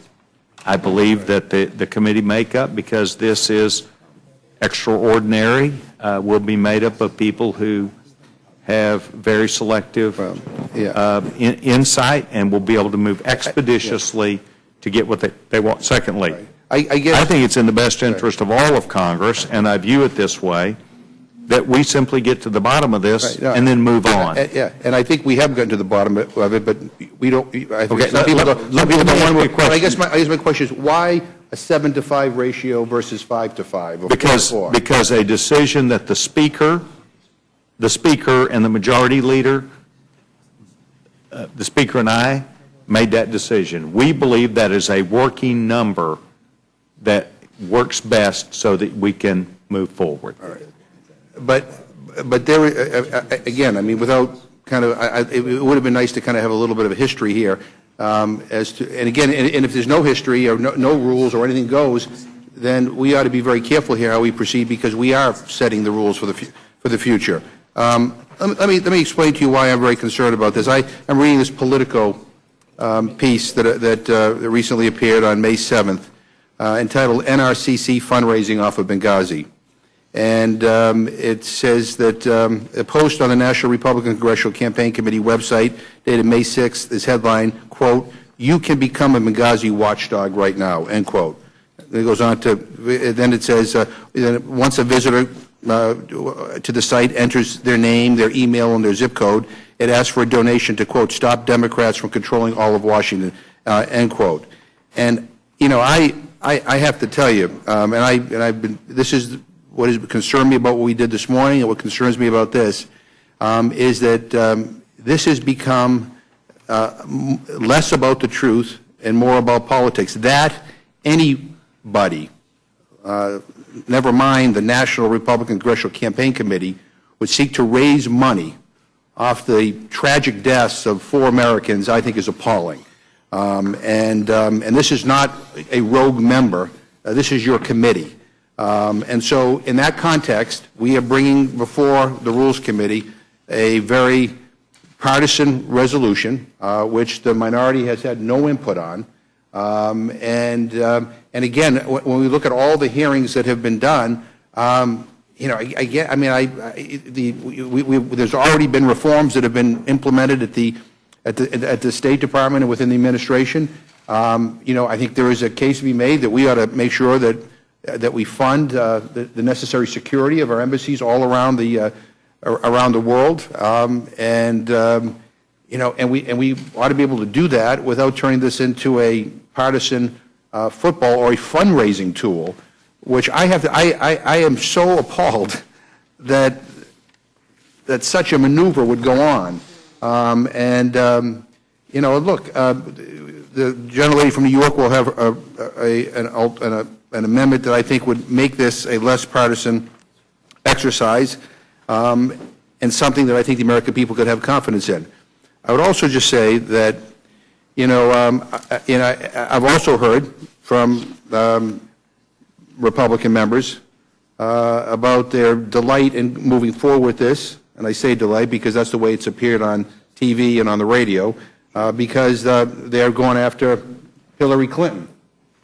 And that's one of the motivations behind this thing. There's a political magazine piece entitled The Benghazi Industrial Complex, which I'd like to ask unanimous consent to put in the record. Without objection, it'll be entered in the record. It says Fox News, in fact, has made Benghazi a permanent part of its programming, mentioning the word no fewer than 1,101 programs in the last year, according to Nexus. And then there's another line in here about, Benghazi has become to the 2010s what Vince Foster and Whitewater were to the 1990s. And I was around here in the 1990s, and I will tell you that the American people were fed up with investigation after investigation after investigation purely for political reasons. This resolution before us, by the way, for all my friends who are deficit hawks, apparently allows for unlimited funding. I mean, there's no limit to this. Does this go on for a year, 10 years? How much money are we going to ask the taxpayers to pay? I'll answer that question if the gentleman yields. Happy to yield. How much money, Mr. Chairman, do you think this will cost? Well, what I can tell you is that the United States Congress for the 113th runs out at the end of this year. And we believe that it is time to go to a more expeditious way to look at working with the White House, a new group of people. The White House is the one who, in fact, controlled the tempo of this and really took advantage of the structure that we had, Mr. McGovern, when Judicial Watch chose to move forward on a FOA request. They recognize something which I'm sure you do, and that is that the criminal penalties associated with not replying forthrightly were present. And that is why, under FOA, the administration came back with clean documents. They had to change what was provided or redacted. And a federal judge sat in the middle of that, and a federal judge, I don't know what the discussion was, but they knew that they needed to, under penalties of criminal misconduct, provide the right thing. The same administration, the same questions also came from the United States Congress.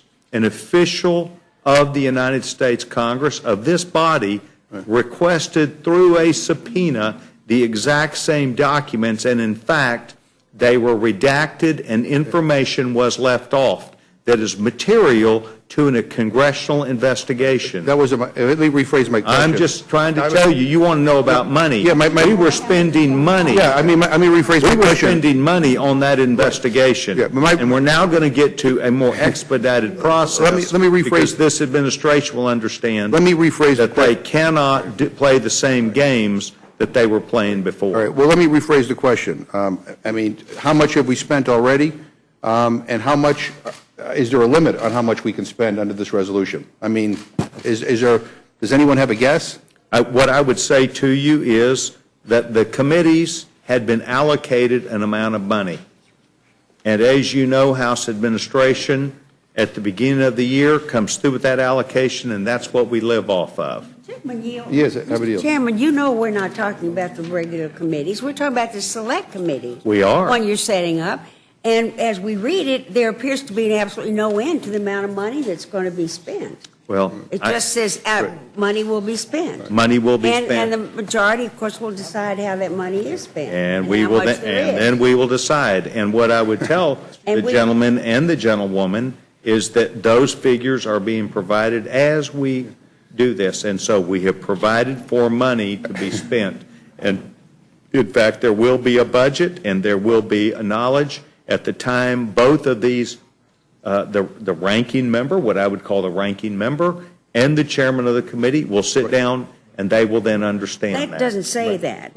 Anyway, well, but you and I both would understand. No, we have not had ranking members, excuse me just a minute, Jim, but we haven't had ranking members involved in any of this. Mr. Cummings made it perfectly clear. In fact, we have no committee at this time.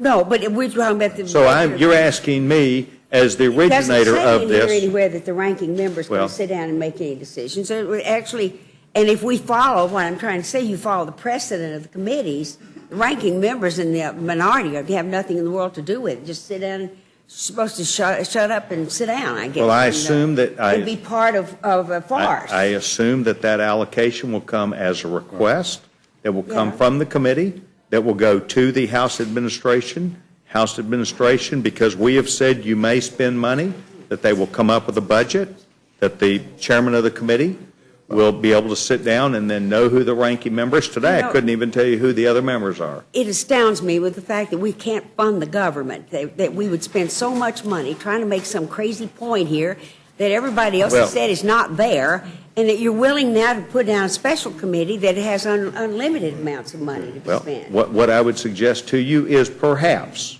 I don't know the answer, perhaps, there will be money that will be drawn down from the other committees that were engaged in this, and that they will use that money that had been set aside or understood that would be for them.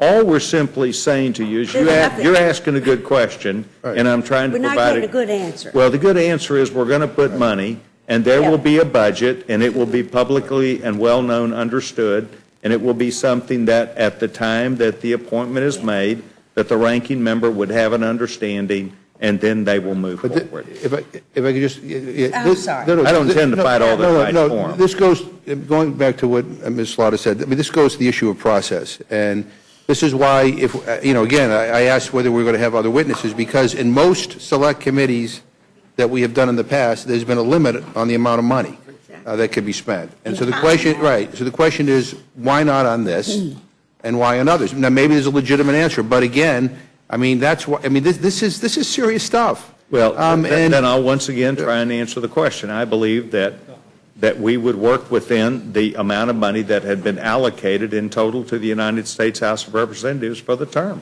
So you're not going to spend extra money on this? I would not envision. I would envision that there would be money that would be. I would envision. That's an important point. If they're not going to put any money into this committee at all, that resolution doesn't. I did not say they were not going to put money in here. What I said is there's an aggregate amount of money that has been given to the House of Representatives for the year. And we will stay within it would be my. It would be. There will not be new money for this committee. It would be my best understanding that that would be how we reasonably would move forward.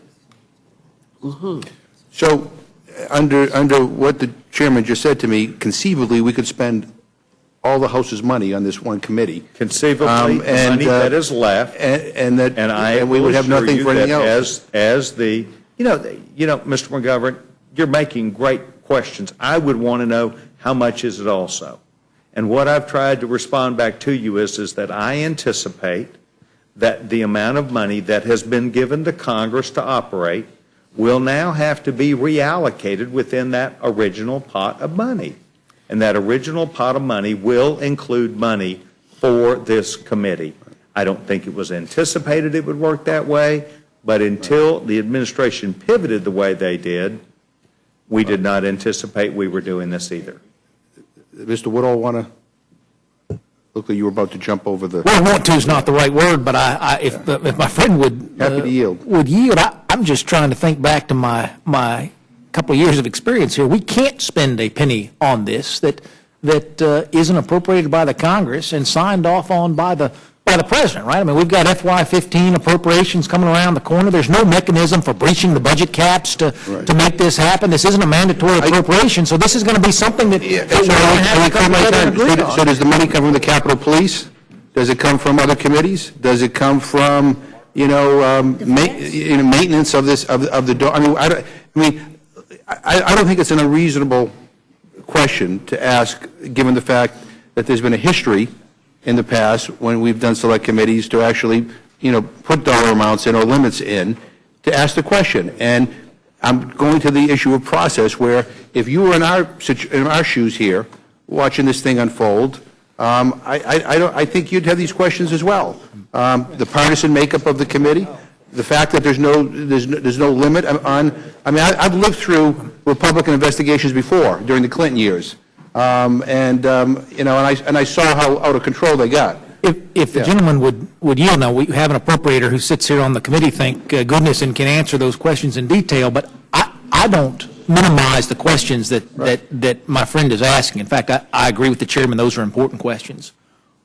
What I am concerned by is that at its core, this is a committee investigating the deaths of a U.S. ambassador and U.S. personnel. And I believe my friend would say that understanding that and preventing that from happening in the future would be dollars well spent. The gentleman raises an important point about the NRCC's activity. Right, I'm appalled. And yet, the presumptive chairman of this committee, Trey Gowdy, has already come out sharing the gentleman's, sharing the appalled feelings that the gentleman has, and demanding that the NRCC cease that, lest there be any misunderstanding. And my this is your party. My point being that, no, my party said it's wrong too. Yeah. My party said, stop it. I don't have any control over those guys. To suggest that what we're doing here is somehow overtly partisan when the chairman of the committee that's going to be leading this agrees with you. Some of the people on this committee are former chairs of the National Republican Congressional Campaign Committee. So, I mean, the bottom line is that, the notion that somehow what happens in the RNCC is somehow totally disconnected from what goes on here, I find that hard to believe.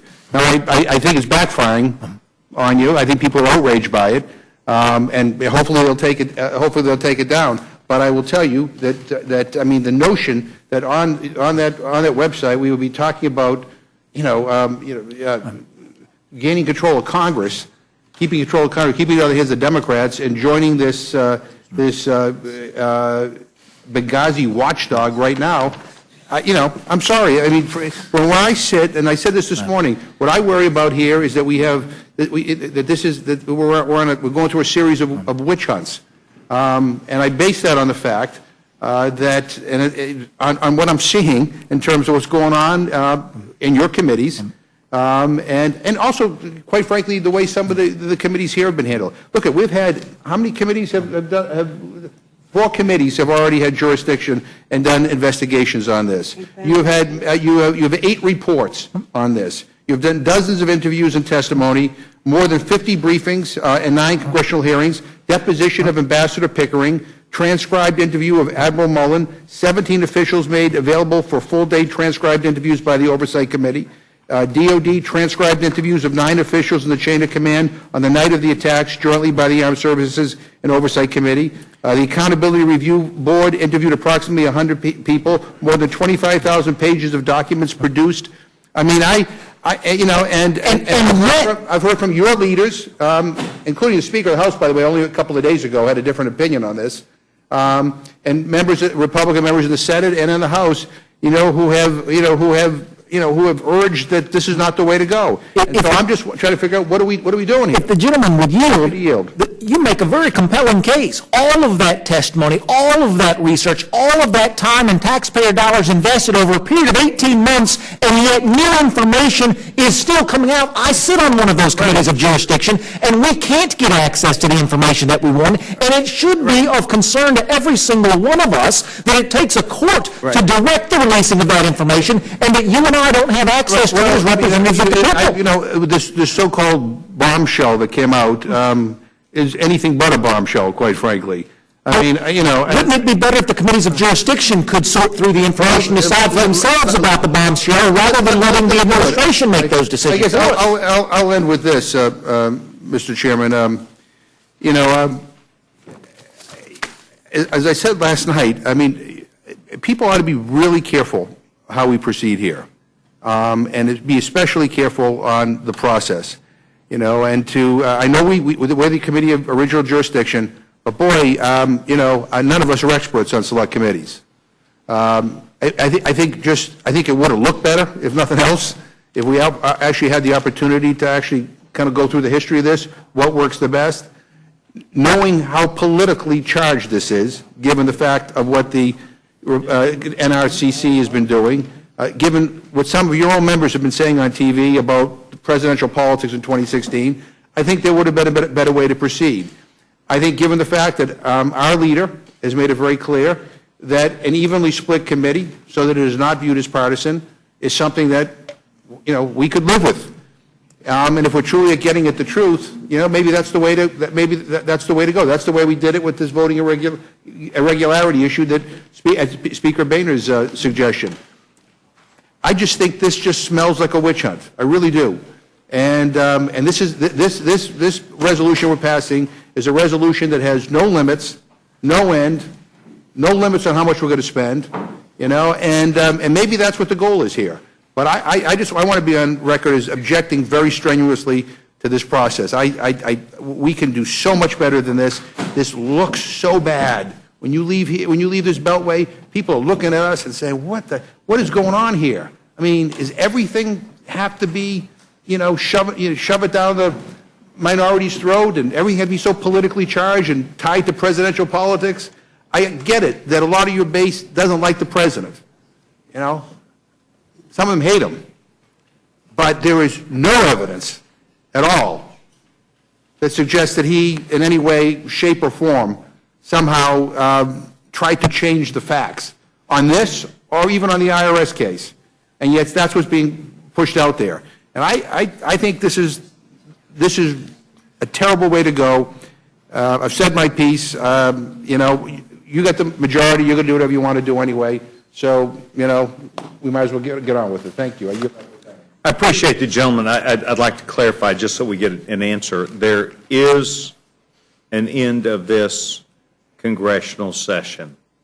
And if it's to be reauthorized, it would have to be reauthorized because it's a select committee under this specific session. So to say that it goes on forever. There's no limit let's put it this way. There's no limit on money. And well, in fact, I responded differently. You heard me respond that I believe that we are not seeking additional money.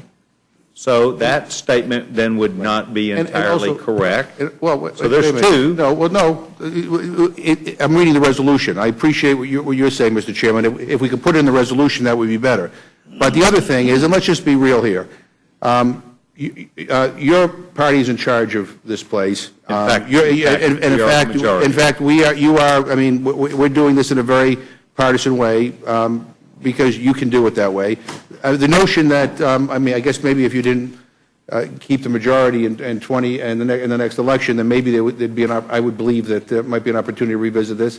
But I don't. I really do think that the motivation beyond this is, goes to politics and not just the president, but also to Secretary of State Clinton. And I think this is a lousy way to do politics. I thank the gentleman. I appreciate and respect that, but it's not as though there were not answers given.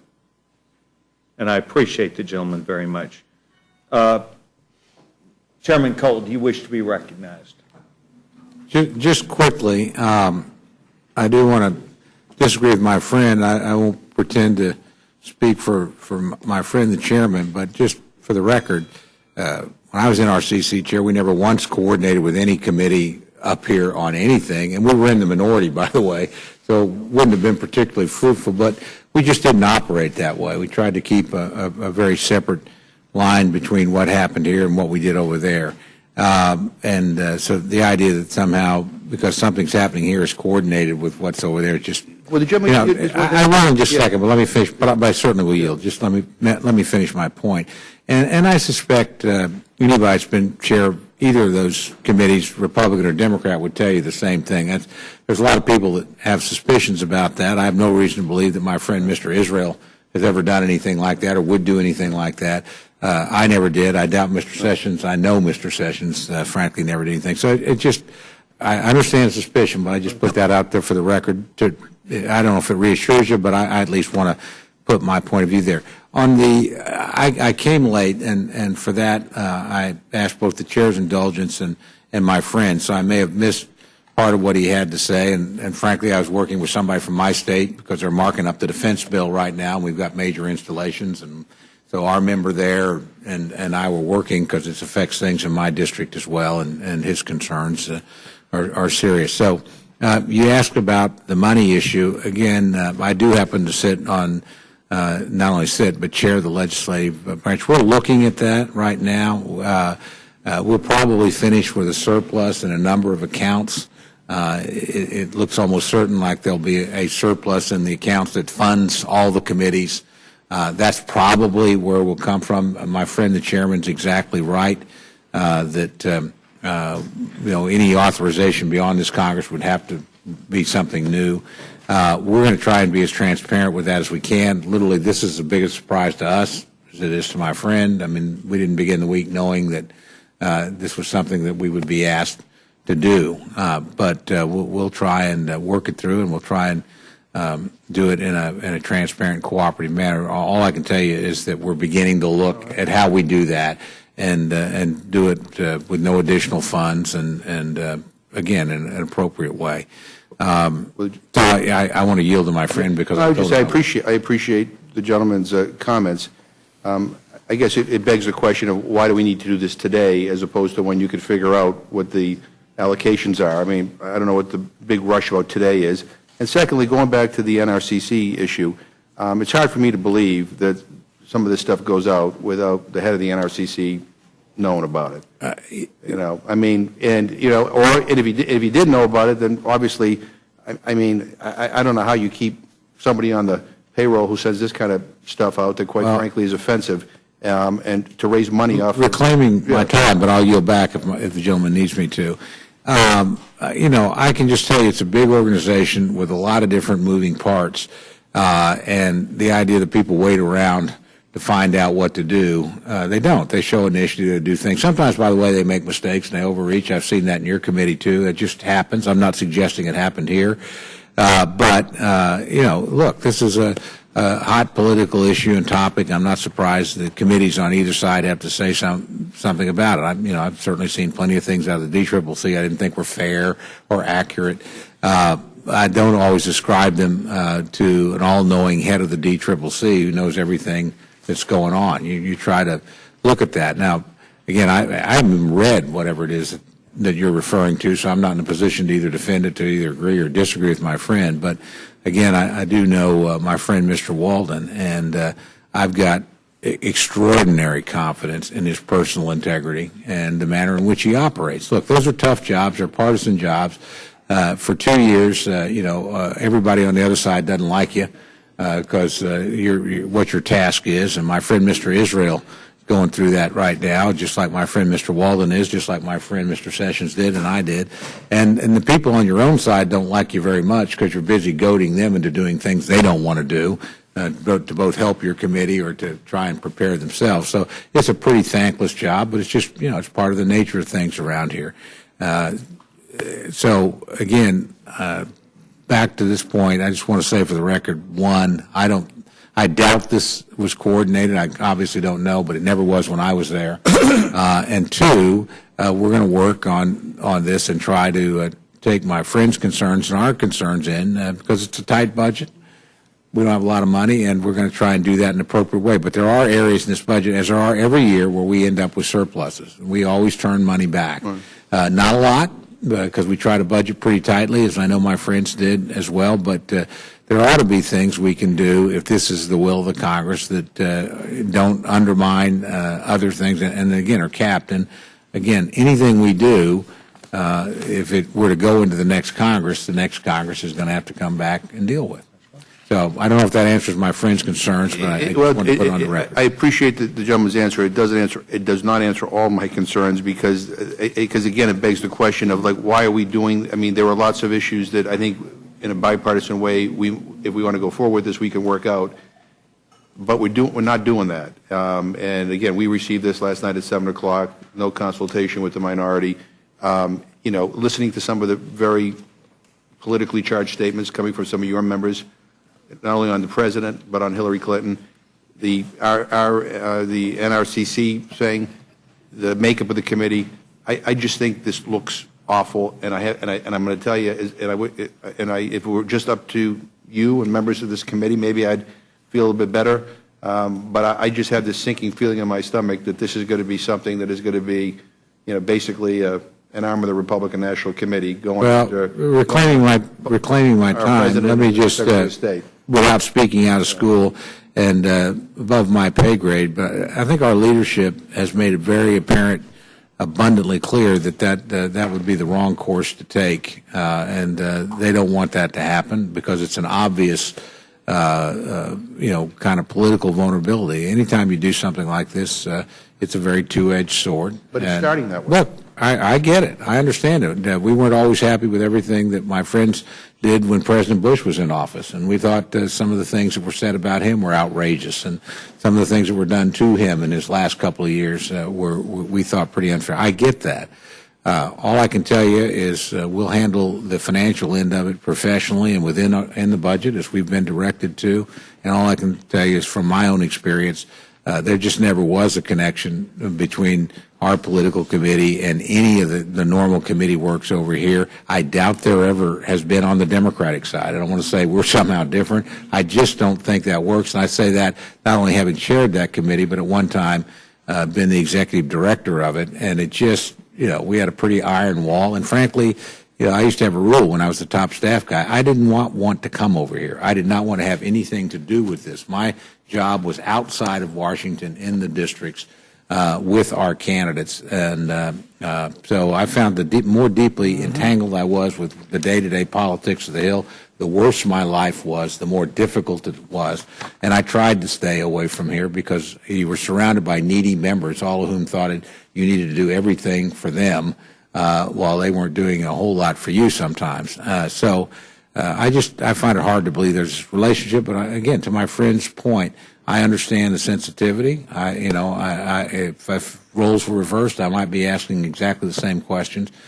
So I think those are fair questions to raise, and we ought to deal with them fairly. And in a situation like this, if that committee doesn't conduct itself like Caesar's wife, as the old saying goes, above suspicion, then I think it'll become a political football and won't be able to get its work done. And I think that's exactly what our leadership believes.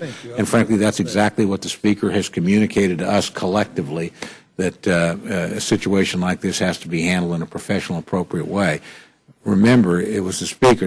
I'm just only speaking for myself, certainly not for him, but he did not particularly want to come to this point. He spent a long time resisting calls for this when a lot of us, maybe had a different opinion. He wanted to let the regular committees work, and a series of things have happened. I'm not casting any aspersions, I don't know, but when you get different documents to an outside group that committees of Congress are getting, that just starts raising flags, and people want a second look. So, in my view, that's where we're at. But yield back, Mr. Chairman. Thank you.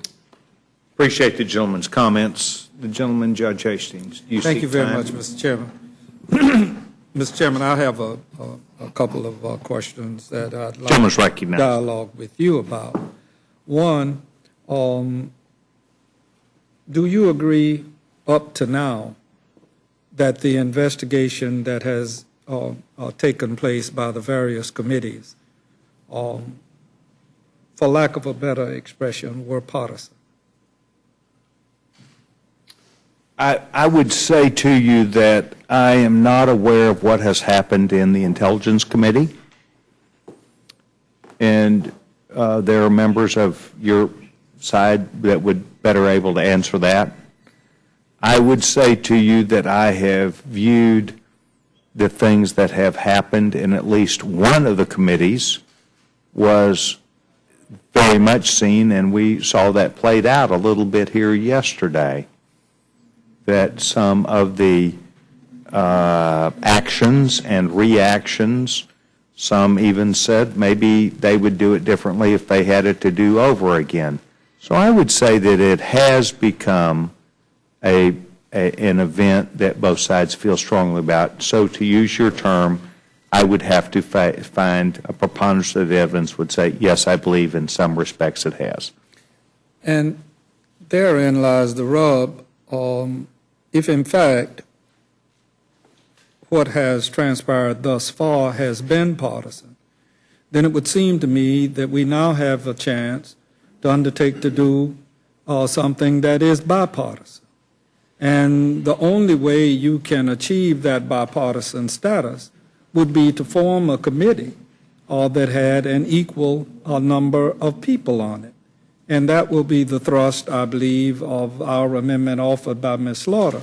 And you've had some colloquy with Mr. McGovern about it, but I inquire again of you.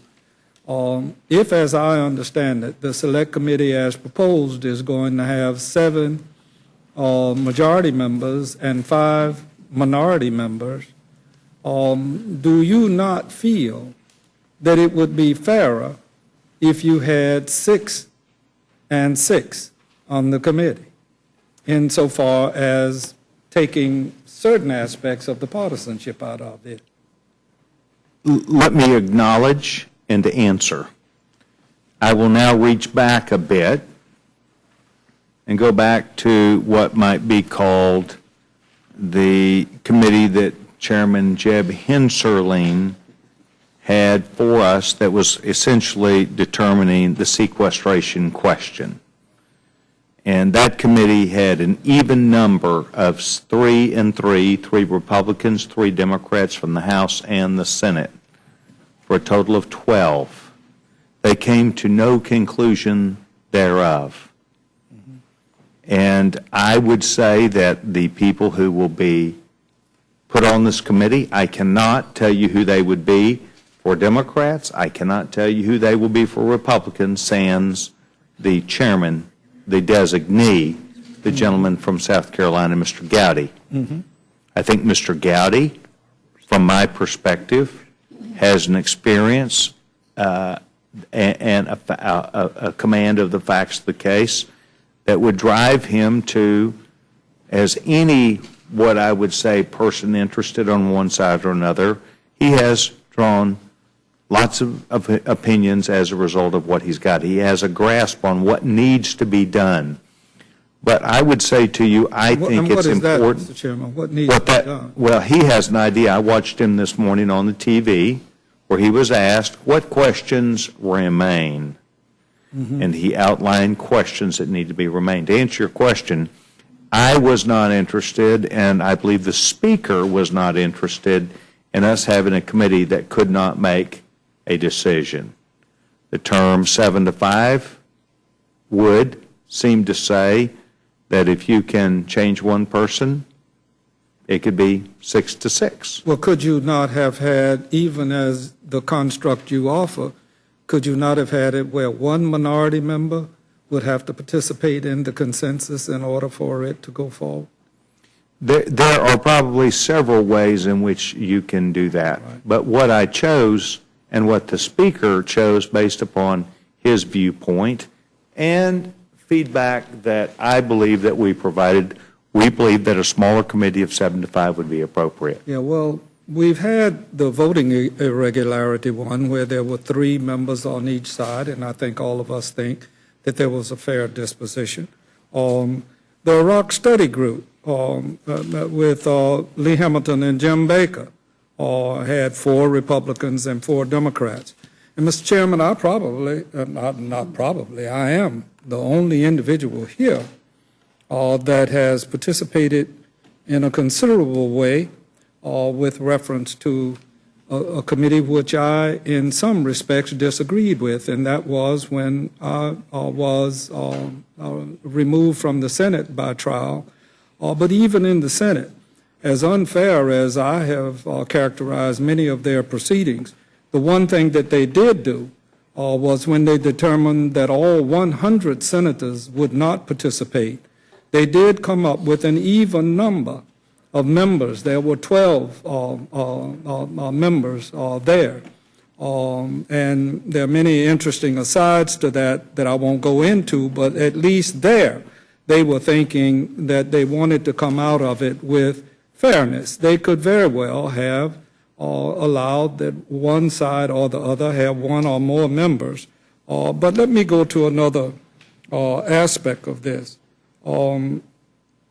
The language that came to us, and I admit to you that just a handful of minutes ago, I've seen the full text of HRES 567, and I know that it has been in the hands of the minority, particularly the staff, since 7 o'clock last night. But here's what it reads, and this is just one portion that I wish to read to you. There shall be paid out of the applicable accounts of the House of Representatives such sums as may be necessary for the expenses of the Select Committee.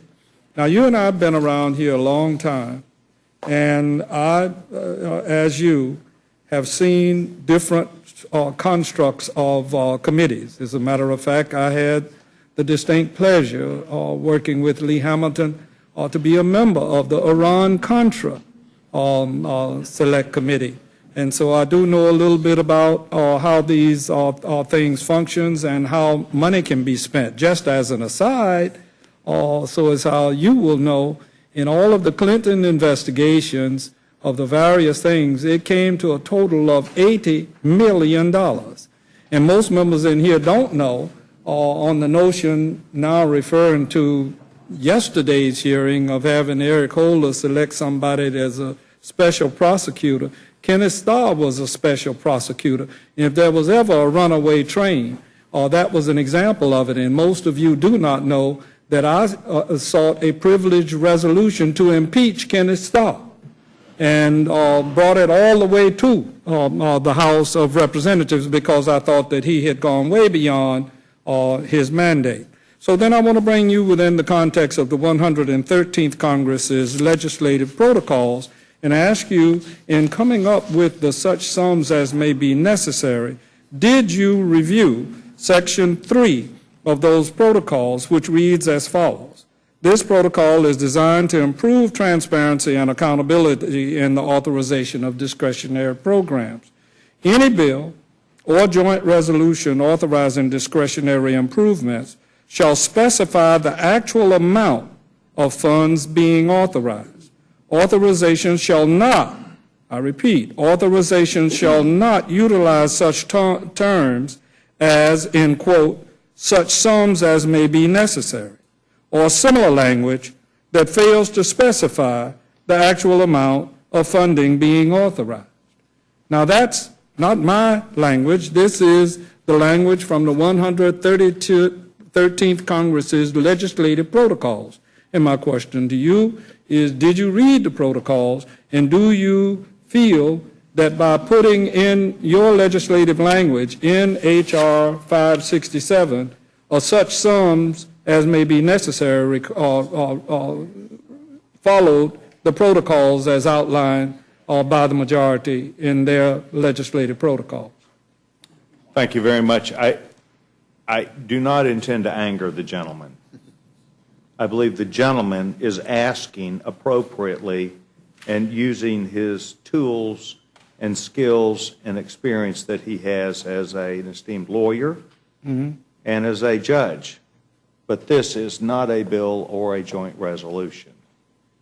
And I believe that what we are looking at is an opportunity in working with the gentleman from Oklahoma, the chairman of the subcommittee, that we would be working with the chairman of the House Administration Committee, the gentlewoman Candace Miller, that we would be working with them on actual definition of monies that would fall what I believe is within the scope of what the House of Representatives had been provided. Oh, fair enough. And I believe that what we're trying to do is to move forward to answer your questions. And I will tell you, I think you're completely in bounds.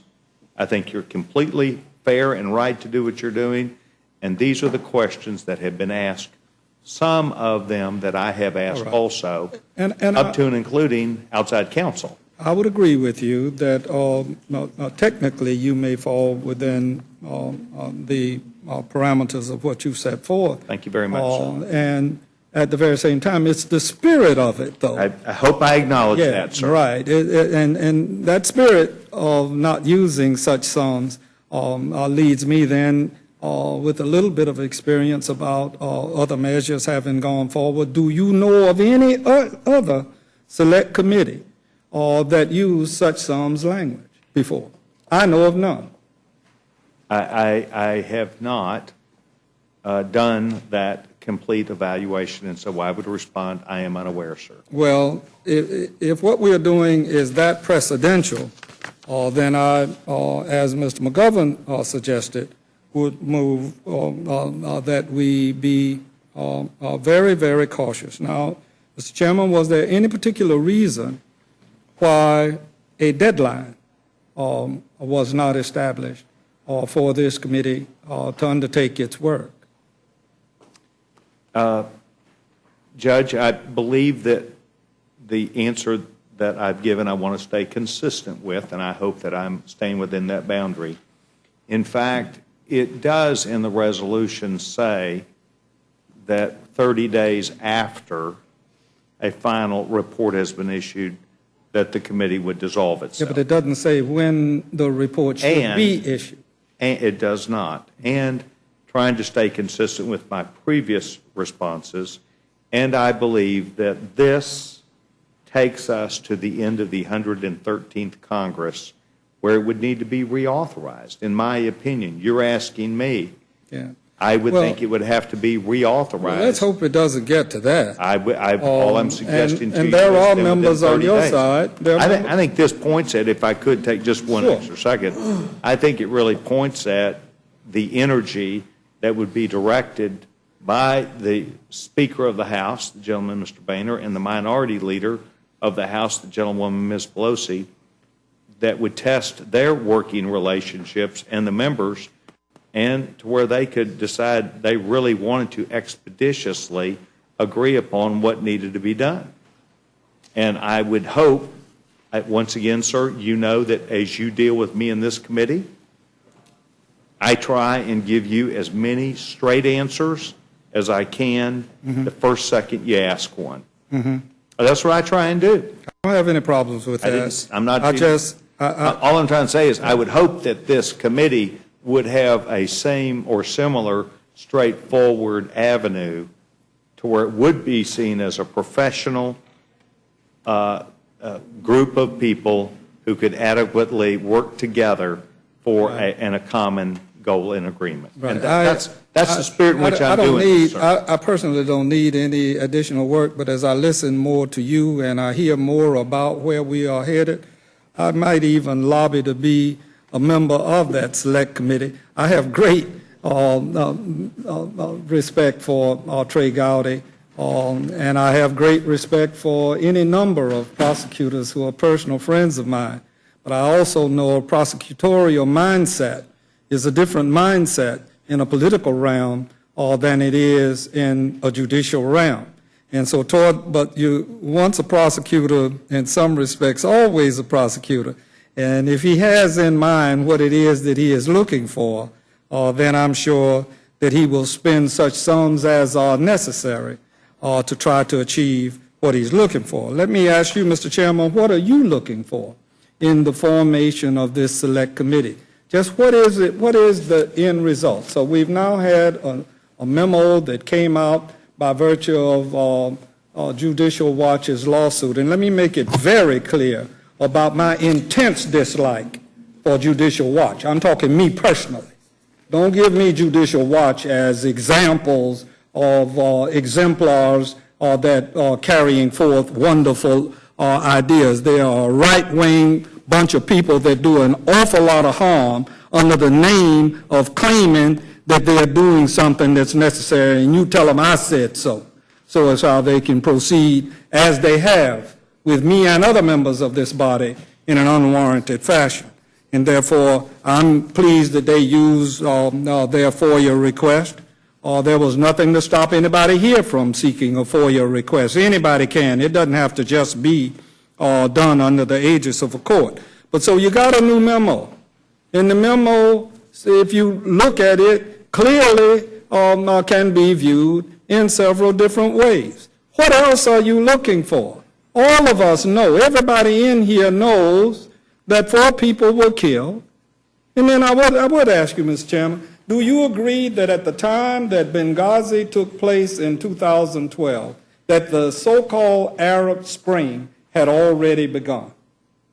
In fact, I do believe All right. that would be true. Now then, there were protests other than the protests and or the terrorist act that led to Benghazi. Now, I don't know about the rest of you all, but I knew Chris Stevens. And it hurts me to sit here and to talk about someone that I know that is dead, that dedicated his life to trying to make things better, particularly in the Middle East Forum. I met him first in that arena and got to know him well.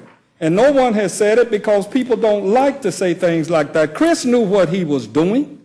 He was not afraid to go to Benghazi or any other place. He really saw opportunity to try to change the mindset of what was happening in the Arab world. And that's how he lost his life. Also, the people that were at the place in Benghazi were also not rookies. They are persons. I didn't know any of them personally, but I've been to many a station of places where our authorities are about the incredible work of collecting intelligence. And it's just, Dr. Fox said it's sad. It's more than sad that we are here. Every time we say or look at the word Benghazi, Chris's family and the family of those other three persons must have some heart-rending going on inside their body. Now, if it is that you all are about the business of trying to impeach President Obama, then you ain't going to get there with this because there's no there. You already have thousands of pages, as Ms. Slaughter has pointed out, and I just, for the life of me, believe that we're headed down a political charade that is most unnecessary. You all are better people than this. We've seen these kinds of things in our lifetimes, and we don't need, I don't care whether it's Trey or anybody else. And if you're going to do it, then do the things that we offer and vote on our amendment when Ms. Slaughter offers it to allow the minority to sign off on subpoenas. I suggest that's probably not going to happen. And then give an equal distribution of money and staffing such sums as are necessary. Too often, when these things go on, one group is left on the sidelines while another has an immense amount of resources. Need I only look to the ratios of our various committees here in Congress. But if you can't guarantee equal access to evidence, and if you can't sit here and put a timeline on this, if you had told Trey Gowdy, Speaker Boehner, that he had 90 days to do this, then and a bipartisan committee to do it with, I believe Trey would have worked just as hard to gain whatever information it is he deems is coming forward. But you all need to tread very, very cautiously, because I feel what's going to happen is you're going to see this is going to spiral out of control. It will be a part of the November elections. And different than Dr. Fox, she says she gets calls. Maybe I will today, and I don't give a damn if somebody calls me and tells me that it was wrong for us to do certain things that we had no select committees about, and yet we find ourselves here because a person is dead. And I don't think Mrs. Clinton could have said it any better way. It didn't matter in the final analysis what it was called, and I can't see how you get a stretch going into the election from what was ultimately said. All of us saw the president say in the Rose Garden that it was a terrorist attack. All of us saw countless statements that came from different authorities that it was a terrorist attack. I perceive all of these things that way, and therefore it's just not right. And let me add quickly, while I agree with my good friend from Oklahoma about structures of our various political entities, that's exactly what they are, political entities. And if you follow either one, whether it's DNC or RCC, if you follow either one of them, you will see talking points going back and forth between what it is that we wind up saying here, and it may be that the leader is not necessarily mindful. But I applaud Trey for saying that they should take this dastardly thing down, trying to raise money on something. What would cause anybody, lower-level staff or anybody else, to say you can become a Benghazi watchdog right now? How dare you?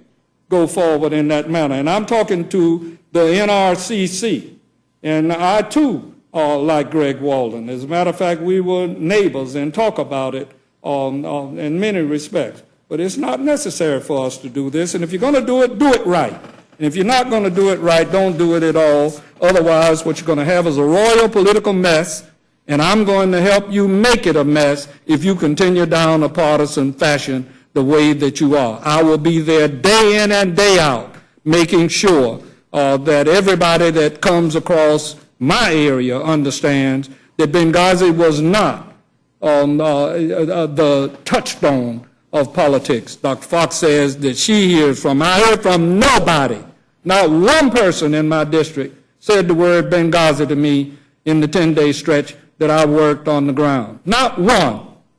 And I don't think many of you ran into that phrase, and the place you run into it most is in right-wing media. And if they've concocted in their minds a conspiracy, which Judicial Watch is damn good at, if they've concocted that in their minds, then let it be. But you, Mr. Chairman, should be very mindful of the kind of construct that you produce here.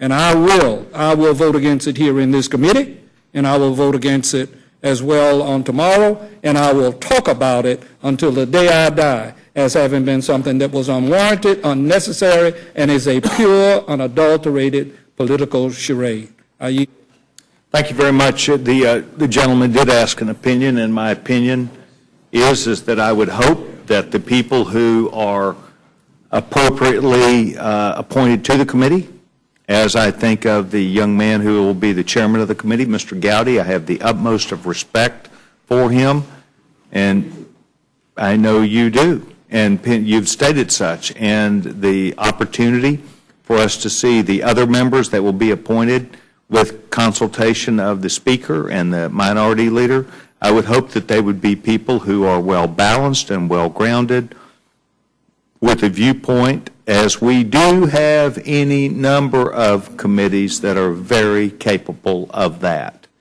And they are committees which include armed services, among others, that I really see more togetherness than apart, and other committees. And I would hope that the kind of professional attributes that will be provided to Mr. Gowdy will enable him to up his game, and the members of the committee will do the same, and then we will see how our colleagues do.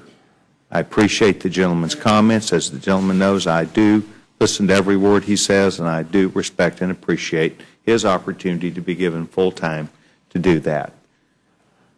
Mr. Woodall, do you seek time? Mr. Chairman, I do. The gentleman's recognized. It is no wonder that Congress gets held in such low regard when members of this body seem to hold it in as much contempt as our constituency does. I have listened carefully to what my friends have said here today. My friends have expressed concern that this is a select committee that's going to go on indefinitely. And so the chairman has responded that this committee is not going to go on indefinitely. It's only authorized through the end of this Congress. And folks say, but wait, it wasn't that it was going to go on indefinitely, it's that it's going to be able to spend unlimited sums. And the answer from the chairman was, no, it's actually not going to be able to spend unlimited sums. It's only going to be able to spend those dollars that are appropriated through the ledge branch appropriations. There are serious questions that have to be asked, and there are serious, thoughtful answers that are provided. And to suggest that the investigation into how we can prevent this tragedy from happening again, I read from HRES 567. Select Committee is authorized and directed to conduct a full and complete investigation and study and issue a final report of its findings regarding all policies and decisions and activities that contributed to the attacks, as well as those that affected the ability of the United States to prepare for the attacks. Who's opposed to that? Who is the member on this committee who is opposed to finding out what contributed to those attacks and what prevented us from responding? I dare say there's not a member on this committee that understands the United States force structure in Africa and what our response time is to crises in locations in which there is not a domestic military presence to protect our personnel. I happen to think that's worth figuring out. I happen to think that's worth doing better next time. I happen to think that is worth us getting an answer to.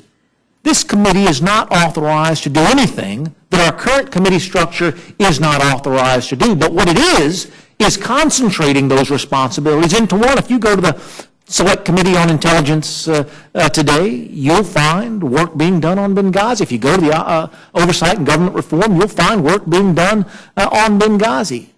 To suggest that this is some sort of political episode that's being rushed through at the last minute, Frank Wolf introduced legislation to craft this Select Committee in January of 2013.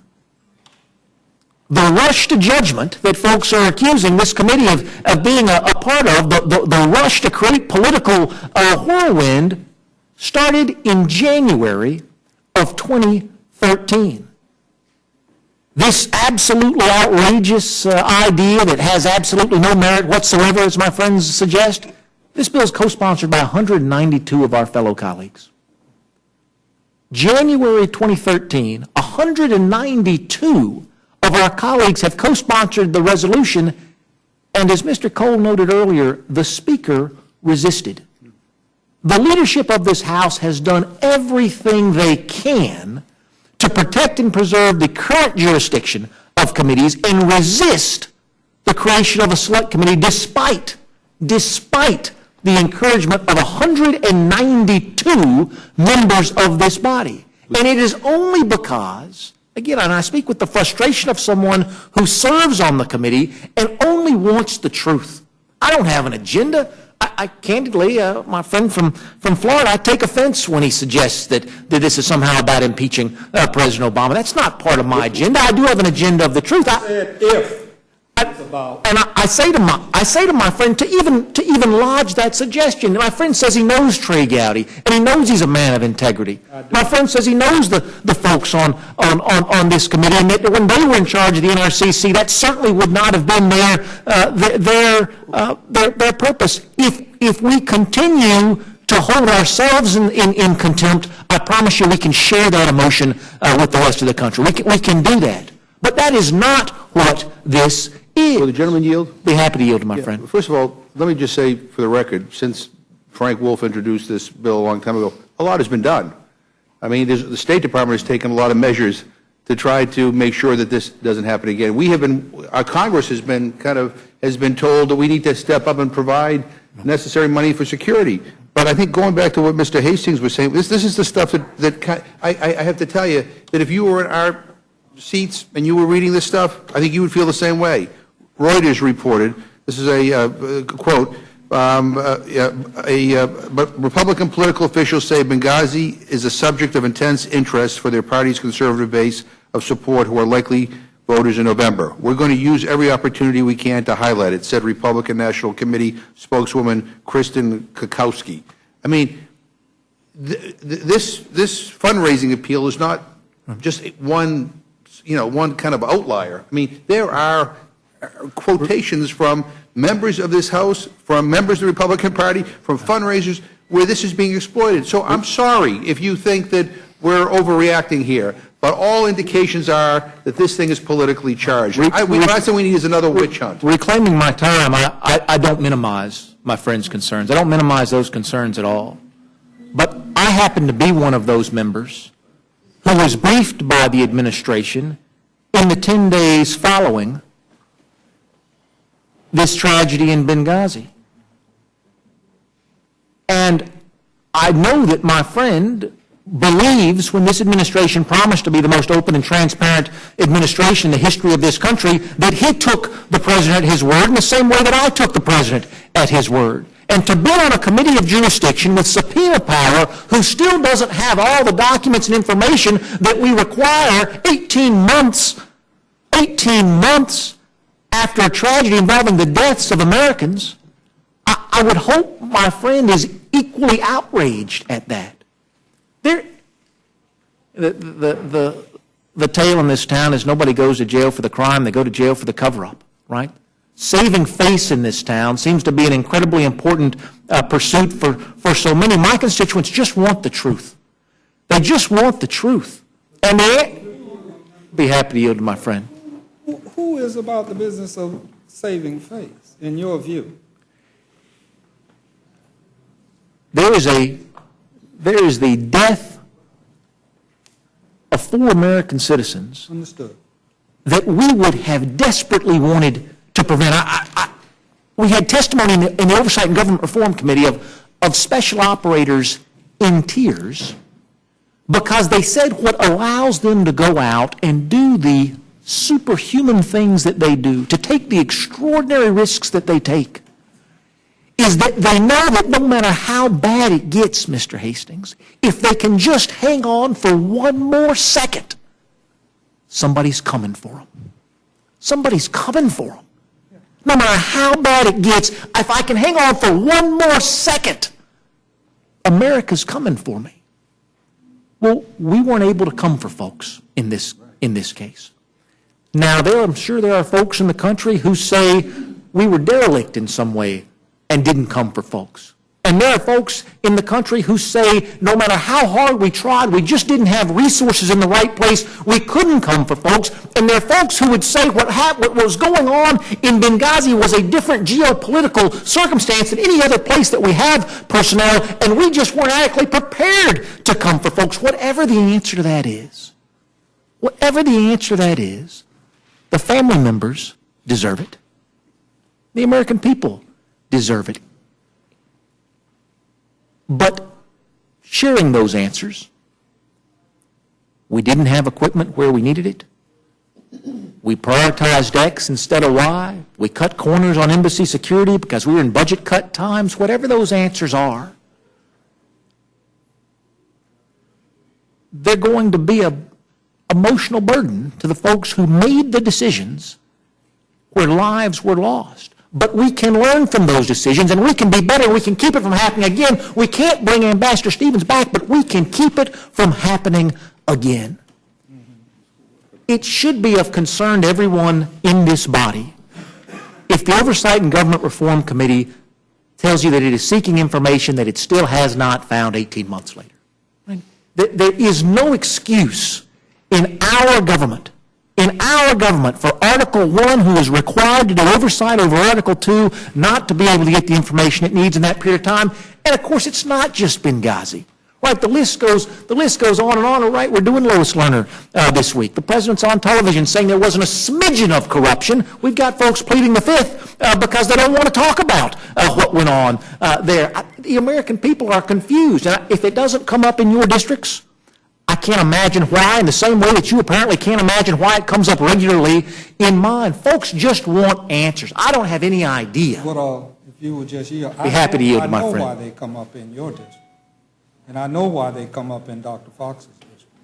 Because a substantial number of people are oriented to listen to the echo chamber that allows for that to happen.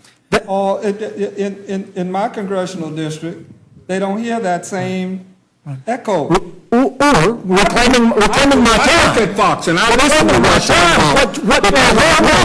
Reclaiming my time. Yeah. What may very well happen in your district is there's a culture of forgiveness, or a culture of being uninterested in finding that particular answer because you'd rather find another answer. To suggest that my constituency is only concerned about embassy security and the lives of our military personnel and our State Department personnel who serve overseas because they listen to the Fox echo chamber is insulting to the moms and the dads who have sons and daughters serving in harm's way, and I know that's not what the gentleman intended. I know that's not what he intended.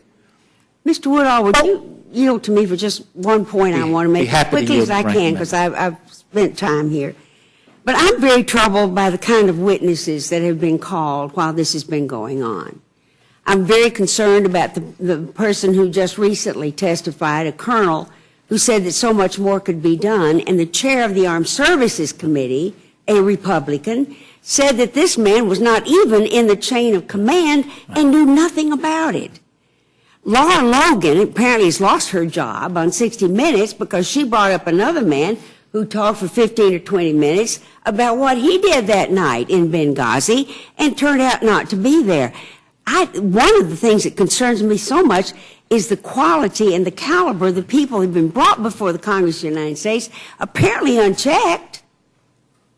to even make sure they were in town that night, and telling this that adds to the lore of what's going on there, which, as Mr. Hastings so eloquently pointed out, has to be so painful for the family members of these 4 people who died. In the name of mercy, we should let them have some peace. Reclaiming my time, and I thank you. I appreciate your yielding. I Thank you very much. I understand the heart with which the ranking member is speaking, but I heard 2 things from you. I heard, on the one hand, I wish we could have higher quality witnesses, and I heard in previous statement that you thought we'd already gathered all of the information that there is. You misheard me. I didn't wish we had higher caliber. I'm deploring the fact that we did not. I'm accustomed, as a member of Congress for over 20 years, the caliber of witnesses who come before the House of Representatives are going to tell us the truth when they're sworn, right? This didn't happen. We've been having a lot of that on the OGR. And that's very troubling to me, and I just see a select committee spending endless amounts of money and going on for who knows how long, parading any Tom, Dick, and Harry before it, who apparently has never been out of the United States, perhaps, telling us what happened that night in Benghazi. Well, and I will tell you right now that I think the American public is sick to death of that. With all due respect to my friend, it wasn't a colonel, it was a general. He wasn't in the United States, he was in Europe, and he is absolutely a high-ranking military member who was in charge of monitoring the traffic that went on that night. And to suggest... You're not talking about the same one. Well, because I was in the hearing. And I listened to Chairman McKeon's response afterwards. What I would just say to my friend is, I understand the concern. And there's a legitimate concern, but let's not make it a concern that it's not. It wasn't that someone was in the United States and they were a low-ranking military person. It was a general who was on duty. Allow me to quote the chair of the Armed Services Committee. BG, Brigadier General Lovell, did not serve in a capacity that gave him reliable insight into operational options available to commanders during the attack. Nor did he offer specific courses of action not taken. McKeon added, the Armed Services Committee has interviewed more than a dozen witnesses in the operational chain of command that night, yielding thousands of pages of transcripts, emails, and other documents. We have no evidence that Department of State officials delayed the decision to employ what few resources DOD had available to respond. Let me say again, that is from Chairman McKeon, the Republican chairman of the Armed Services Committee. Absolutely. But this is a continuation here today of what we went through yesterday with the Lois Lerner thing. No. I think that committee has embarrassed you people to death. And my sense of it, the cynical person would think that you're getting Trey Gowdy to come in here and try to clean that up. Reclaiming my... And I bet you don't put ISA on that committee. Reclaiming my time, having good information is important. I appreciate you going back and putting out the good information. They are able to get that from me. As do I. I did through it yesterday. Remember, Mr. Isa said he didn't say anything about giving out those documents. And we were able to refute the fact that he had. The gentleman controls the time. We have an opportunity to get answers to all the questions that I seek, to correct the mistakes that have been pointed out by the minority, and we have a chance to do it. Excuse me. Gentlemen, suspend. I'd like to ask the committee to please remember that we have a stenographer who is attempting to properly and professionally do his job. That means that we need to stay within a little bit tighter circumstance where he can accurately transcribe properly and allowing a person to talk. I do acknowledge and believe that what you're doing is within the sense of what is fair. I would simply ask that we move one person and yield and let another person not speaking over each other. I would like to ask that for the committee. The committee may continue, but allow the stenographer to do his job. The gentleman's recognized. I thank the chairman. I have no doubt that with a little collective effort, we can tarnish the efforts of this committee, this select committee, in ways that will prevent it from ever finding any closure for families or the American people. I have no doubt that we could commit ourselves to that and we could be successful doing it. I just don't know why we would. I just don't know why we would. We have an opportunity under leadership that I know everybody on this panel has great respect for. Under leadership that really does want answers, and it does not matter what the answers turn out to be. Folks just want answers and closure and the ability to move on. I wish to goodness we'd been able to do it in the Oversight and Government Reform Committee. I, too, have resisted this effort. I'm not a co-sponsor of that resolution. I didn't want to select a committee. I wanted us to be able to do it in our committees of jurisdiction, and we haven't been able to make it happen. It is a great regret of mine, but it's a regret that I am glad we're taking steps to correct today. Mr. Chairman, Mr. Woodall, just briefly. Be happy to yield to my friend. I propose that on the Select Committee, that all of the testimony that has gone on, all of the hearings that have gone on, how do they fit into the scheme? How are they integrated into the scheme as you perceive it? Or does the committee start from scratch? I would not presume to know the answer to that. I would presume that folks with some degree of expertise on this issue would be named to the committee. I would even expect there to be some staff overlap, where folks from OGR or folks from intelligence were recruited to be a part of this. It's way above my my pay grade, but I do know that there is no stain of partisanship on this new committee except for the one that we began to put on it today. It is, in fact, a blank slate, and we can choose to draw on it as we see fit. And members will have to make their own determination about how that happens. But again, to take this opportunity and flush it with partisanship seems to me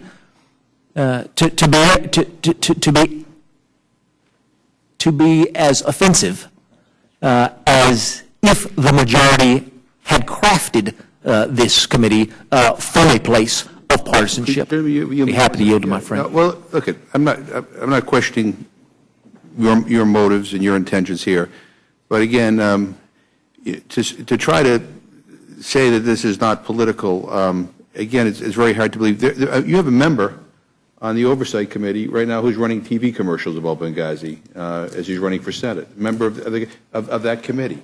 I mean, so so we got NRCC, we got RNC, we got members of the committee running ads that are exploiting this tragedy.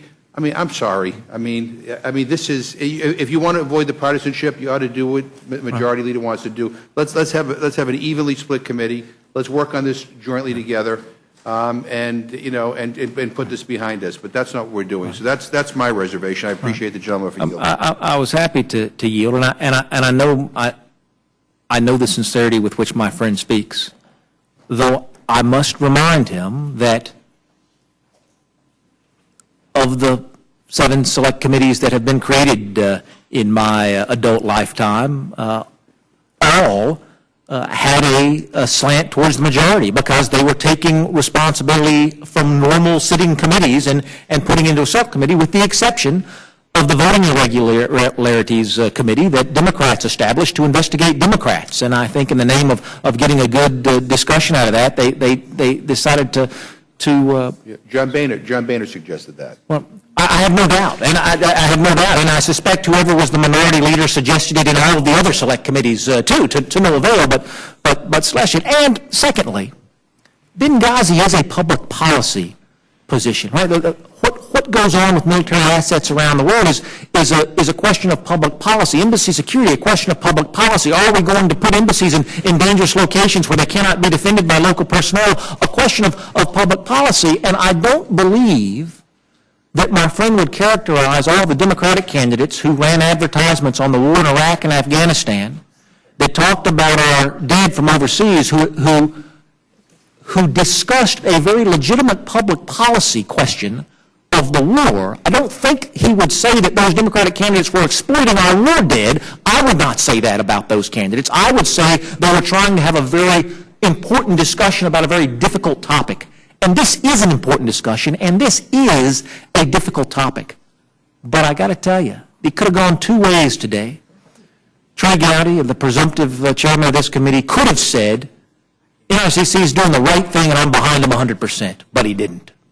He said they're doing exactly the wrong thing and I call on them to stop. Now, I can't predict where this committee ends up, but I've got to believe we all agree that that was a better starting point than where we could have been, and I'm grateful. I'm grateful to Trey for that, and candidly, those are the kind of men and women that I believe I serve with here, Mr. Chairman. I yield back.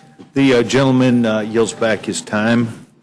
By golly, I think we've got one more person on the right side of the dais here. The gentleman from Colorado is recognized. Thank you, Mr. Chairman. I heard my colleague from Georgia mention why would this process be tarnished, or is there any stain of partisanship on this proposal? And I am very concerned about this Republican committee effort that I read about in Politico here. Quote, you can become a Benghazi watchdog right now, end quote. So that's the post from yesterday.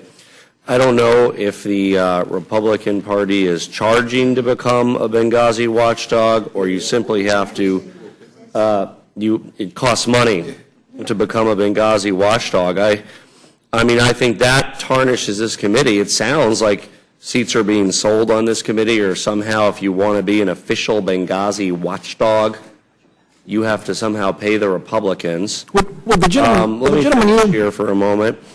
Any American can be a Benghazi watchdog. You shouldn't have to register with the Republicans or Democrats. You shouldn't have to give money to the Republicans or Democrats. I think Americans of both party and no party can themselves look at the copious information that's been offered in testimony before the committees. This concept that somehow you have to pay one of the two political parties to be a watchdog is very problematic, and there's no question that it provides a stain of partisanship. There's no question it tarnishes the committee.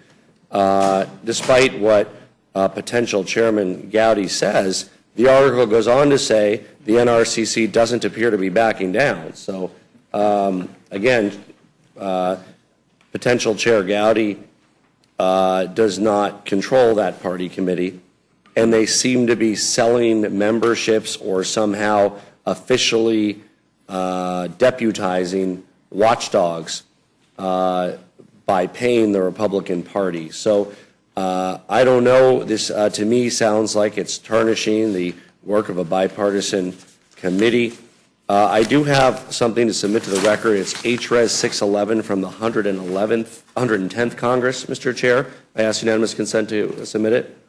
Without objection, gentlemen's will be the sheet of paper will be included. And this is the HRES 611 from the 110th Congress. It's been mentioned by several people. It is Minority Leader Boehner's resolution from 2007 that established the Irregularities Commission.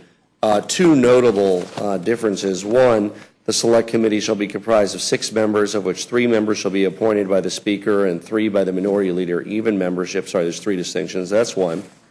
Second is this does not contain the language in the current one, which I'll talk about in a moment, where it says such sums as may be necessary for the expenses of the Select Committee. And thirdly, I don't believe that the Democrats sold voting watchdog memberships off of this at the time. You too can be a voting watchdog, pay the Democrats. I do not believe they did that. And had they done so, I would condemn that as well. We know that they did not, and that would have been just as improper as selling Benghazi watchdog memberships is now for either political party to do. To the point of the cost of this operation, proposed operation, I think it has been mentioned. I haven't double-checked the figure earlier today. Somebody said that the Kenneth Starr effort cost $80 million. I don't know if this effort is $1 million or $10 million or $30 million. I don't know if there's Codels involved, of people going places and private jets. I don't know what people are envisioning. I really don't. But it is clearly not paid for. It says such sums as may be necessary. So I will be proposing an amendment. There is an excellent bipartisan way of paying for it. H.R. 15, $200 billion. So that would reduce the deficit probably by over $199 billion. I don't think that this effort would cost $1 billion. I don't know if it's going to cost $10 million or $80 million. I really have no idea. But whatever it costs, I know that if we can attach H.R. 15 as the way of paying for it, it would not only pay for this investigation, it would not only reduce the deficit, but I would actually vote for this committee if we attach H.R. 15 as the way of paying for it and self-execute that language in the rule and allow the Senate to take up the bill to send to the President.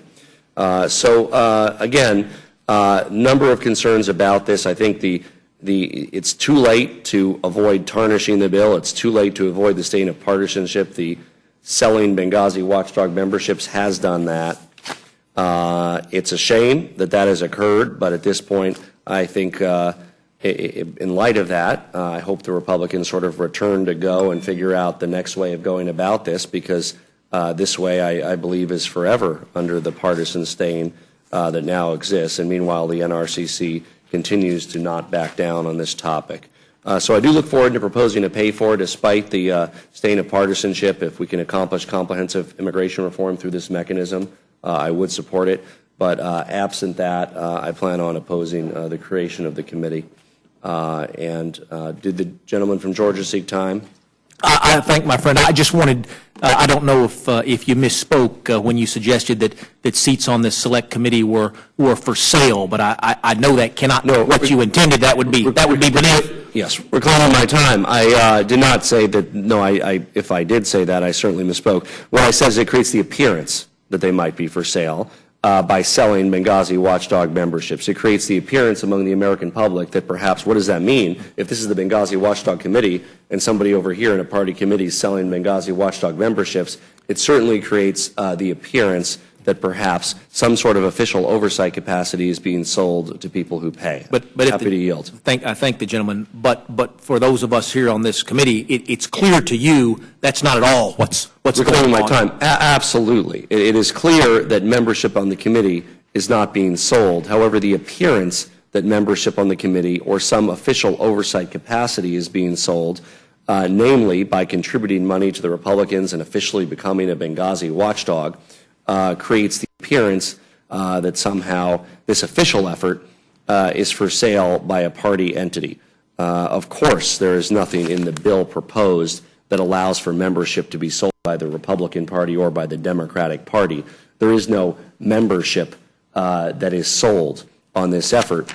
However, that stands in stark controversy to the appearances that is created by the recent post on the Republican Congressional Committee site.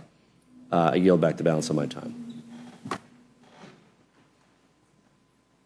Thank the gentleman for his comments. The gentleman from Orlando, Florida, is recognized if he sees. Thank you, Mr. Chairman. I am somewhat shocked that people are just now figuring out that this is a partisan body.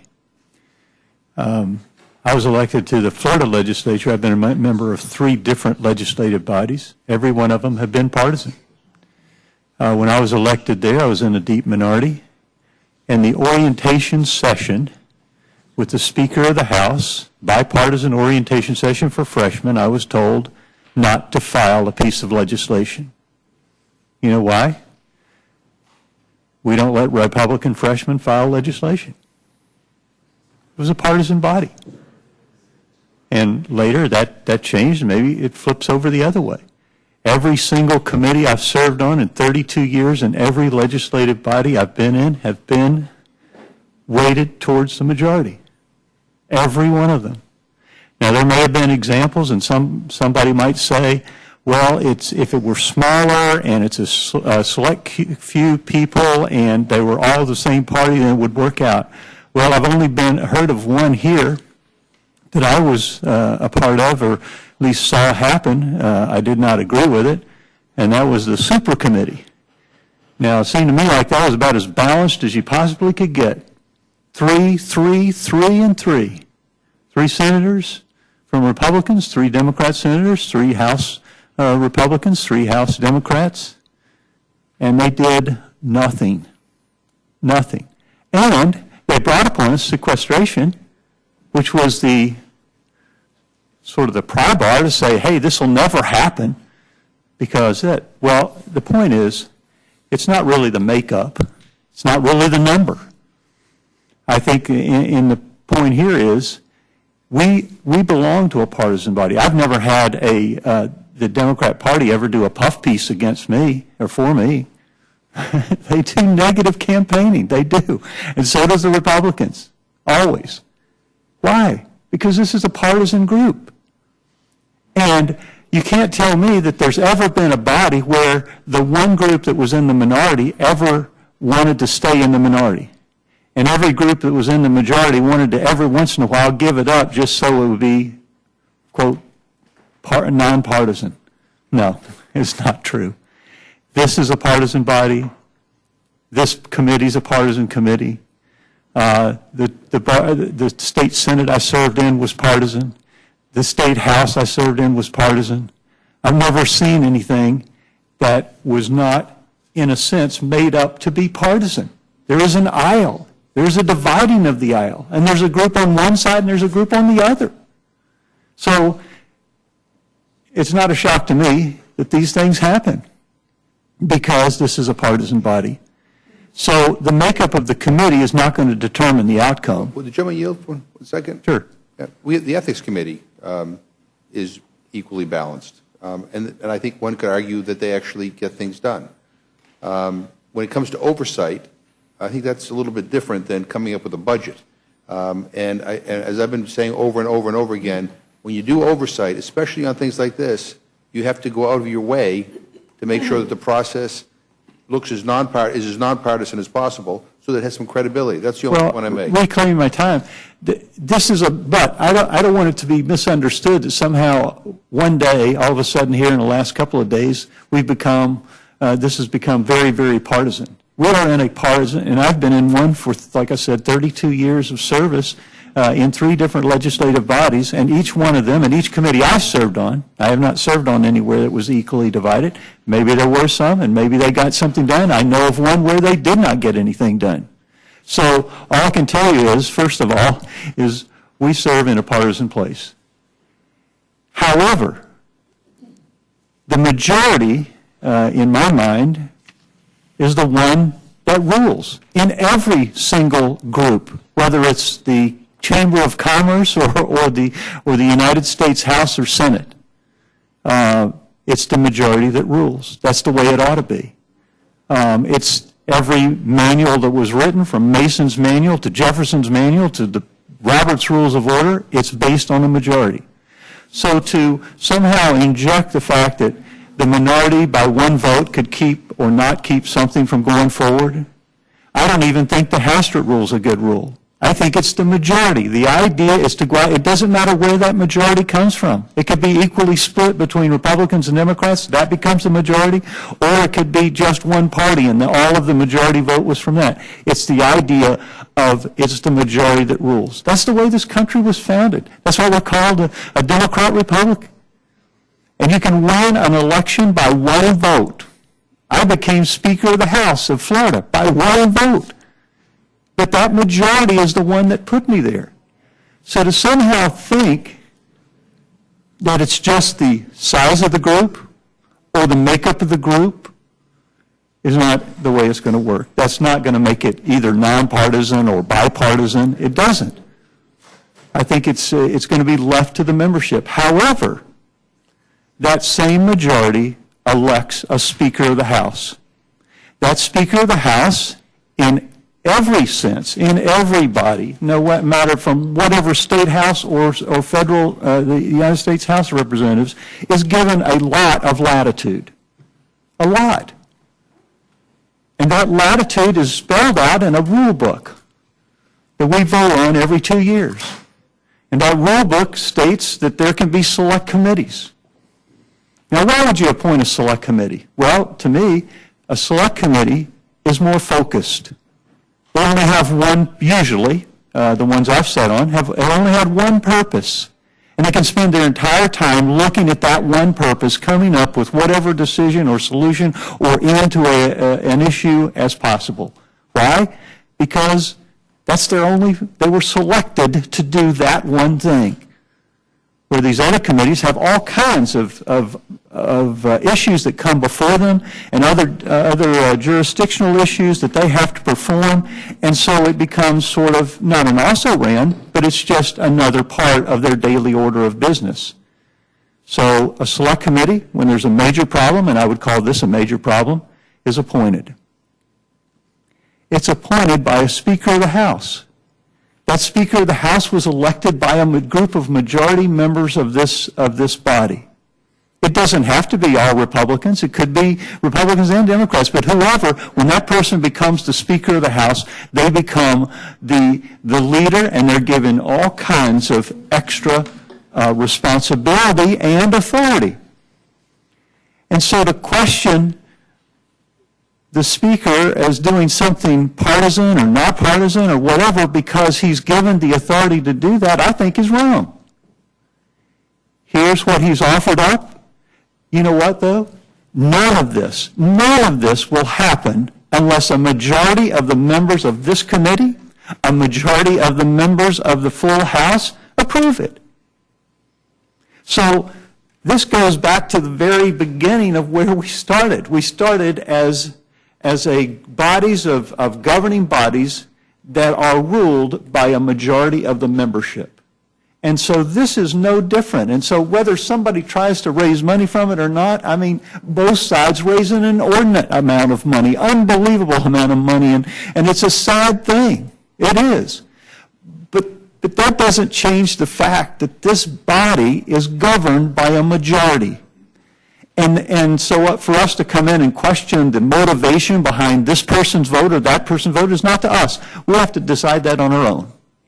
Why am I voting for this? What's motivating me to vote for this? And we do. And when you look up at the board and there's enough votes to say yes or no to a particular item, it's settled, done. And I think that's what we're looking at here. I think all we're doing is fulfill not something that's unusual. All of these things that are set forth because we elected a speaker by a majority. He determined to do this. He brought this to this Rules Committee. It's presented to us. We vote yes or no. And then it goes to the floor, and they vote yes or no. I like that kind of system. It's far better than a dictatorship. You got a 9-4 majority here. I think you'll probably win.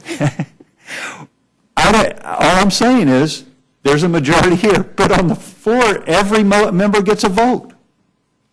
And it's not my fault, or I came as a Republican, and so that's not anybody's fault except the people that elected me, and they decided I was the one they wanted to have. But you know what? I was elected by a majority also. Would my friend from Florida yield just Sure. a moment? You're never going to be a United States Senator. Did I say I was? What? Oh. You couldn't be one because you believe in the majority. Well, and I will tell you this. I don't want to get into that, but I believe the majority should rule in the Senate also. I do. I believe that is the foundation of this country. And so what we're doing is performing these duties, and we're putting forth issues, and we're creating committees based on the fact that the majority decides. And with that, I yield back. Gentleman yields back his time. Thank you very much, gentlewoman from Miami, Florida. Well, thank you so much, Mr. Chairman, and thank you for taking this issue on. It is indeed pathetic that still no one has been held accountable for the disastrous decisions that were made at the State Department before, during, and after this terrorist attack. The administration is asking us to trust it, Mr. Chairman, when it says that it's doing everything it can to hold our people accountable for their horrid roles in this tragedy, and that it will bring those terrorists responsible to justice. Well, yet after nearly 20 months, our country still does not know who orchestrated the attacks, nor the true impetus behind them. This is the same administration, as we had pointed out, who has deliberately politicized the talking points, set out this false narrative, denying that this was a terrorist attack, attributing blame to a video maker. As the coffins of these 4 Americans were in the back, our highest State Department official was saying to the family members, we will find out who made that video. And one of the concerns I have, Mr. Chairman, is that the White House has failed to answer the questions of where the president was, what he was doing during the attack, and why he failed to call for backup. Greg Hicks, the former deputy chief of missions in Libya, testified that the administration gave a stand-down order to prevent a rescue team from going into Benghazi to help. I understand that some folks say that that was not true. This committee is set up to find out what is true, what really did happen. Libya was a high-threat post. The administration should have made the continued security request of our personnel an urgent priority within the department, and those requests should have been granted immediately. It was not a question of funding nor capabilities. Their repeated requests for more protection were not granted because our people failed to do their jobs, and no repercussions for failing to do their jobs. The administration chose to ignore the multiple requests for security from our post in Benghazi and denied personnel on the ground the necessary tools they needed to defend themselves.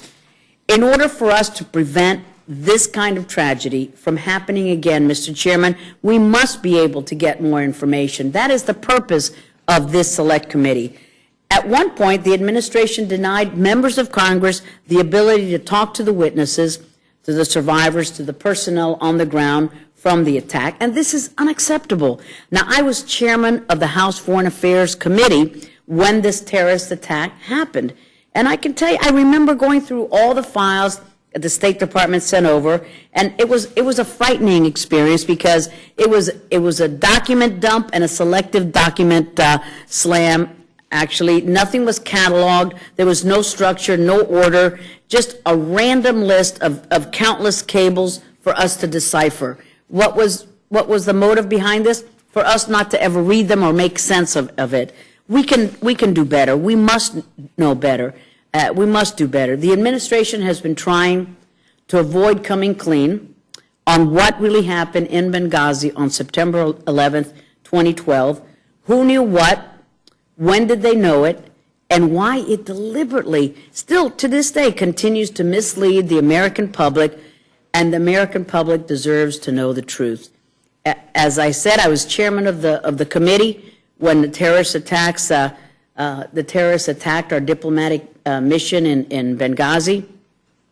Tragically, it claimed the lives, and I hope that we say those names a lot, not just Ambassador Chris Stevens, but the other three Americans, Sean Smith, Tyrone Woods, Glenn Doherty. These should be names that every American should know, and every member of Congress should know their names. And I repeatedly invited, Mr. Chairman, Secretary Clinton to come before our committee to testify, and I was met with delayed tactics time and time again. In fact, the administration was so unwilling to cooperate that not only did it not send Secretary Clinton in a timely manner to testify until January the following year, but it didn't even send anyone else to testify until over 3 months after the attack.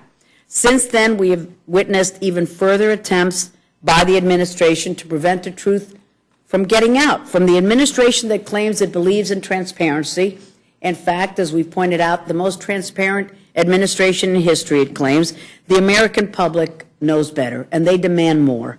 It is clear that what we know now is only the tip of the iceberg, and there is so much more that the administration is trying to keep from the public.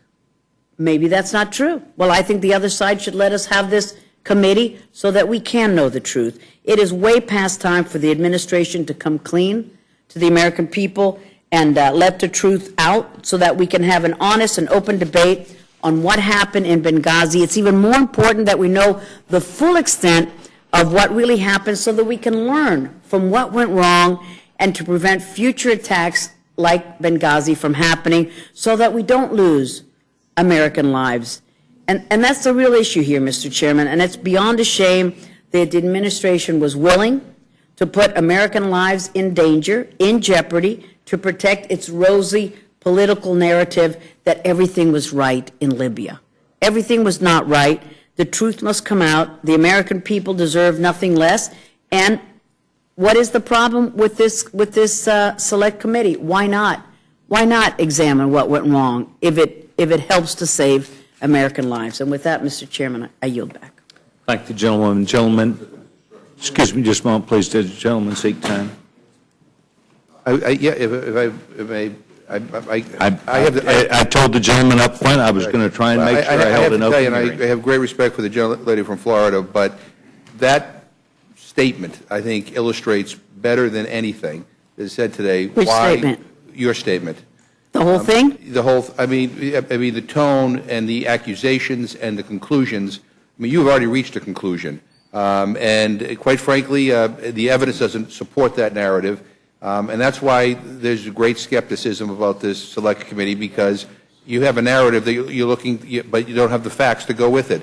And one other thing, too, again, one of the things that I just said to Mr. Webster, it does matter when people do TV commercials about Benghazi, when people do fundraising things about Benghazi. That's not remembering the names of people who perished. That's appalling. And it has no place in this debate. You want, and again, I think what has just been said is the reason why I think it is important to try to have a committee that is above kind of question. That's why, and you can't have evenly divided committees. We have it on ethics committee. We did it on the voting irregularity thing. You can't do that. The speaker's in charge. He can do whatever he wants to do, and this committee can do whatever he wants to do. But these political statements that accuse the administration of cover-up and wrongdoing. I mean, this is so reminiscent of what happened the last time we had special committees that went into the Clinton White House. We had people accusing the president of assassinating Vince Foster, and I mean all this kind of crazy stuff. Enough. I mean, let's get on with this, and well, we should do this in a way that reflects well on this institution. I think. Gentleman yields back his time. I would provide the committee with some information.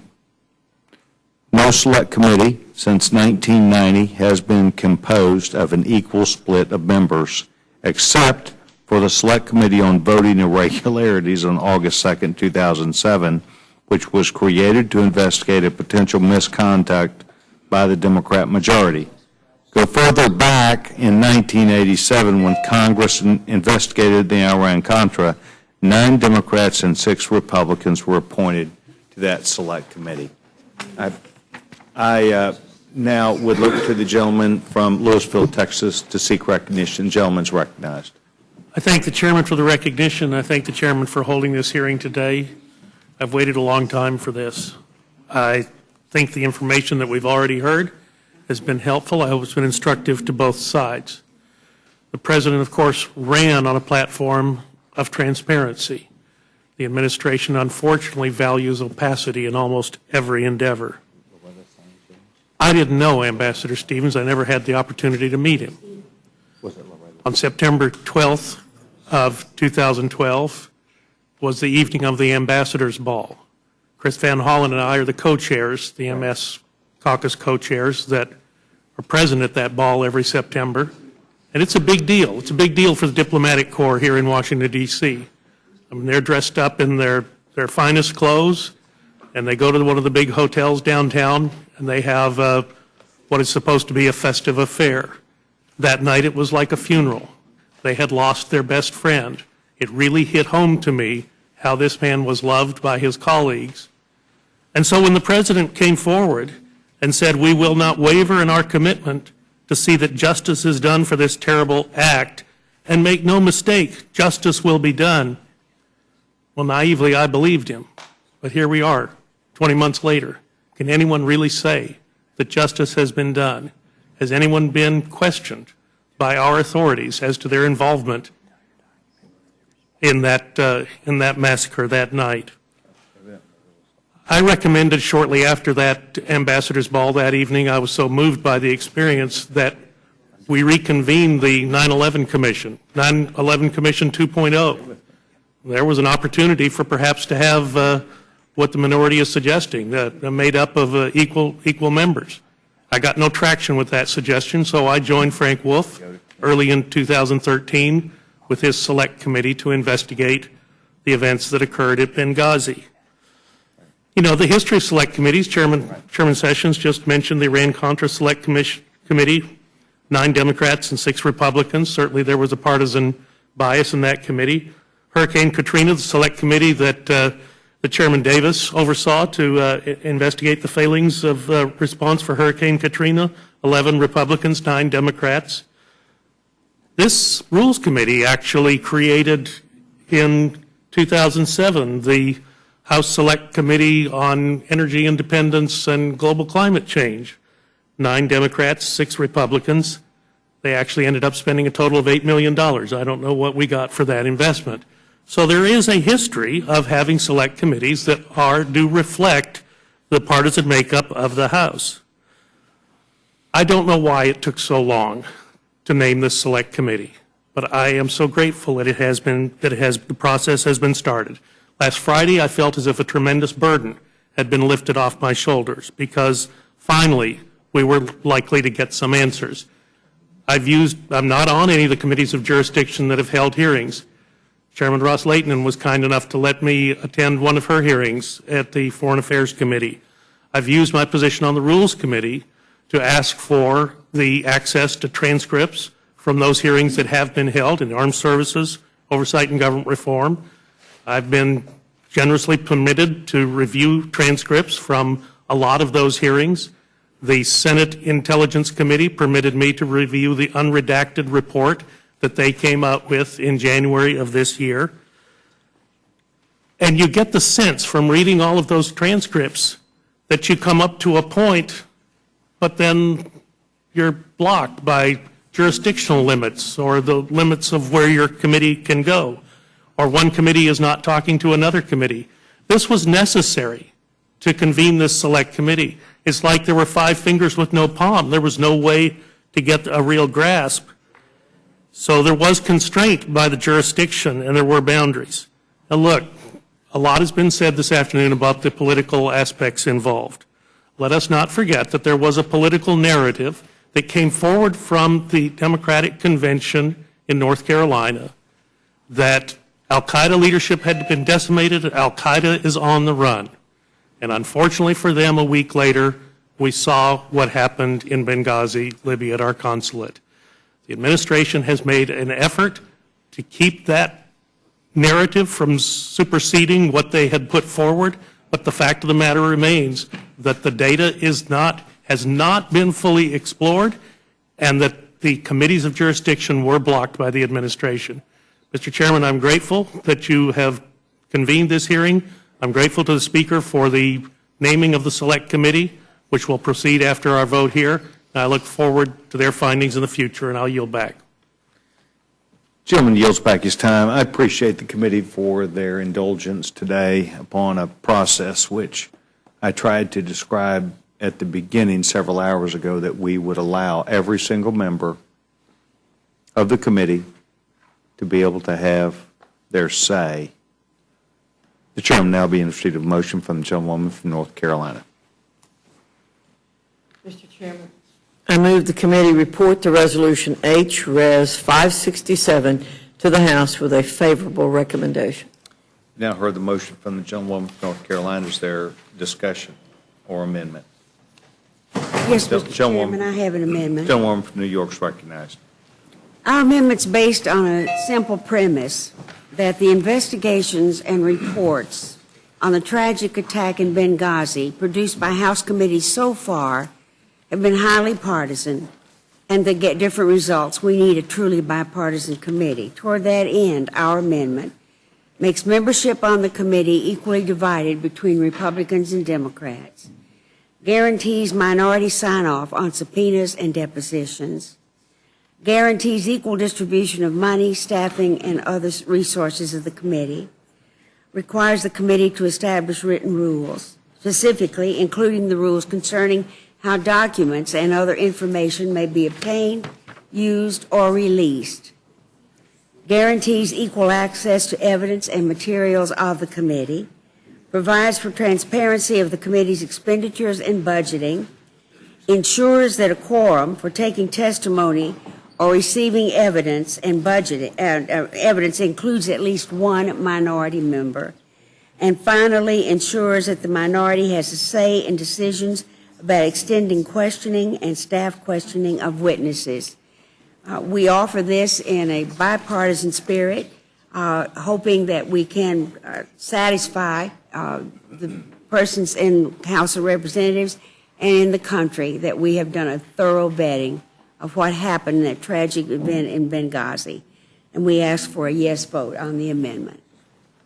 Further discussion on the amendment by the gentlewoman from the gentleman's recognized. Yeah, I just want to be on record as supporting the gentlelady's amendment. I think it is a reasonable amendment, given the politicization of this whole issue in such a really appalling way. And again, throughout this hearing, I read not only excerpts from the National Republican Congressional Campaign Committee, but from the Republican National Campaign Committee, and from members of Congress who are on the Oversight Committee who are doing TV commercials on Benghazi. The statements that have been made, by some of the members on the other side, it clearly indicate that, the narrative that they have doesn't match up with the facts. So we're creating this new committee. I would just say that, I really worry that this is a partisan witch hunt. And I hope I'm wrong on it, but that is what I feel based on everything I've seen and everything I've heard. And I would say that if the gentlelady's amendment is not approved, I would urge our leadership not to participate in this because I don't think it's worth being part of a system that is so flawed and so filled with raw politics. And with that, I yield back my time. Further discussion, gentlemen. Yes, very briefly, Mr. Chairman. Yes, sir. The amendment as put forward is based on a simple premise, that the investigations and reports on the tragic attack in Benghazi produced by the House committees thus far, and I do make note of the fact I had asked Mr. Woodall earlier about it. I make note of the fact that the legislation as offered does require that the committees that have done investigations turn their information over to the select committee, and I think that that's a good thing, and I hope that it does in fact occur. But the information that has been produced so far, without any question, has been highly partisan, and that in an effort to get different results, then we need a truly bipartisan committee. And I, for one, I believe that an equally divided membership on the committee would produce that. And I think Mr. McGovern has said something that is particularly salient. We want the report to have credibility. It's not going to have credibility if we jump out of the box with our partisan attacks. And if we think we've been bad here, then you only need to carry it to the floor and watch the debate on the rule and then follow that with any general debate that might be offered. You're going to see a partisanship gone amok. And then when it goes to the body politic, that's the reason I think it should have a deadline. It's going to blow on over into the elections. And we already have a poisonous enough environment, and we aren't doing anything here to abate that poison at all. We are worsening the condition. And for that reason, I believe the amendment should be made in order. Further discussion. I thank the three speakers, or the two speakers who joined in with Mrs. Slaughter. I believe that our hearing this afternoon, that has been several hours, has allowed a full debate to take place. I believe that members of this committee were prepared to fully discuss the matters that would be before the committee. I would even agree with members of the committee, at least one who said they'd like to be on the committee perhaps. And I think that they would make great committee members. I think that we've fully discussed this and are prepared now to vote. Is there further discussion? Hearing none, the vote will now be on the Slaughter amendment. Those in favor signify by saying aye. Aye. Those opposed, no. No. Roll call. No, that roll call is requested. Ms. Fox? No. Ms. Fox? No. Mr. Bishop? Mr. Cole? No. Mr. Cole, no. Mr. Woodall? No. Mr. Woodall, no. Mr. Nugent? Mr. Webster? No. Mr. Webster, no. Ms. Ross-Layton? No. Ms. Ross-Layton, no. Mr. Burgess? Mr. Burgess, no. Ms. Slaughter? Aye. Ms. Slaughter, aye. Mr. McGovern? Aye. Mr. McGovern, aye. Mr. Hastings? Aye. Mr. Hastings, aye. Mr. Polis? Aye. Mr. Polis, aye. Mr. Chairman? No. Mr. Chairman, no. And the clerk will report the total. 4 yeas, 7 nays. The the amendment is not agreed to, not agreed to. Further, the gentleman from Colorado's recognized. Mr. Chair, I have an amendment to HRS 567. I move to add a section of the resolution providing for a rule for consideration of HR 15. If I may speak to that. Gentleman's recognized. Thank you. I've actually, previously I indicated that if it had self-executing language whereby HR 15 was passed, I would support the bill. I've actually since compromised with myself, Mr. Chairman. I will now support the bill, and all it has to do is allow for an up or down vote on the floor of HR 15. So I'm not asking that the two are packaged together and to get the committee we have to do the pay for. I'm just saying let us vote on the pay for on the floor of the House. And if my amendment is allowed, I will be happy to vote for the bill, regardless of whether H.R. 15 passes on the floor of the House or not. And I urge my colleagues to support the inclusion of this important amendment, and I yield back. We've now heard the amendment by the gentleman from Colorado. Further discussion? Oh, Mr. Chair, can I make one more point? The gentleman's recognized. This amendment would also reduce the deficit by $200 billion. So happy to yield back. Further discussion? Seeing none, the committee will now vote on the amendment from the gentleman from Colorado. Those in favor of the gentleman's amendment signify by saying aye. Aye. Those opposed, no. No. Noes have it. Mr. Chair, roll call, please. Roll call is requested. Ms. Fox? No. Ms. Fox? No. Mr. Bishop? Mr. Cole? No. Mr. Cole, no. Mr. Woodall? No. Mr. Woodall, no. Mr. Nugent? Mr. Webster? Mr. Webster, no. Ms. Ross-Layton? Yes. Ms. Ross-Layton, aye. Mr. Burgess? Mr. Burgess, no. Ms. Slaughter? Aye. Ms. Slaughter, aye. Mr. McGovern? Aye. Mr. McGovern, aye. Mr. Hastings? Aye. Mr. Hastings, aye. Mr. Polis? Aye. Mr. Polis, aye. Mr. Chairman? No. Mr. Chairman, no. Clerk will report the total. 5 yeas, 6 nays. The motion is not agreed to, not agreed to. Further discussion, this ends, so the vote will now be on the motion from the gentlewoman from North Carolina. Those in favor signify by saying aye. Aye. Aye. Those opposed, no. No. Roll call, please. The ayes have it. The ayes have it. There's a request for roll call vote. Ms. Fox? Aye. Ms. Fox, aye. Mr. Bishop? Mr. Cole? Aye. Mr. Cole, aye. Mr. Woodall? Aye. Mr. Woodall, aye. Mr. Nugent? Mr. Webster? Mr. Webster, aye. Ms. Ross-Layton? Aye. Ms. Ross-Layton, aye. Mr. Burgess? Aye. Mr. Burgess, aye. Ms. Slaughter? No. Ms. Slaughter, no. Mr. McGovern? No. Mr. McGovern, no. Mr. Hastings? No. Mr. Hastings, no. Mr. Polis? No. Mr. Polis, no. Mr. Chairman? Aye. Mr. Chairman, aye. Clerk will report the total. 7 yeas, 4 nays. The ayes have it. The motion is agreed to, and the resolution will report it be favorable to the House, and the rights of the minority will be maintained to submit their views. This ends the original jurisdiction markup of HRS 567, and we will now consider a motion to provide for a rule for consideration of HRS 567. The Chair will be in receipt of a motion from the gentlewoman from North Carolina.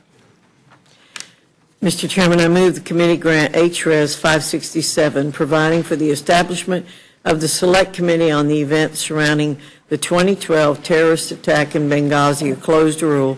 The rule provides 1 hour debate equally divided and controlled by the chair and ranking minority member of the Committee on Rules. The rule waives all points of order against consideration of the resolution. Finally, the rule provides that the resolution shall be considered as read and shall not be subject to a demand for division of the question. You've now heard the motion from the gentlewoman from North Carolina. Is there discussion or amendment? Yes. Yes, Mr. Gentlewoman from New York is recognized. Mr. Chair, I do have an amendment. I move to provide for an open rule on this measure, which is of immense importance. Does anyone seek to be a part of the discussion? Seeing none, the amendment is now open for vote. Those in favor of the Slaughter Amendment signify by saying aye. Aye. Those opposed, no. No. Noes have it, noes have it. Open, roll call, please. Roll call vote's been requested. Punchy here. Ms. Fox? No. Ms. Fox, no. Mr. Bishop? Mr. Cole? Mr. Cole, no. Mr. Woodall?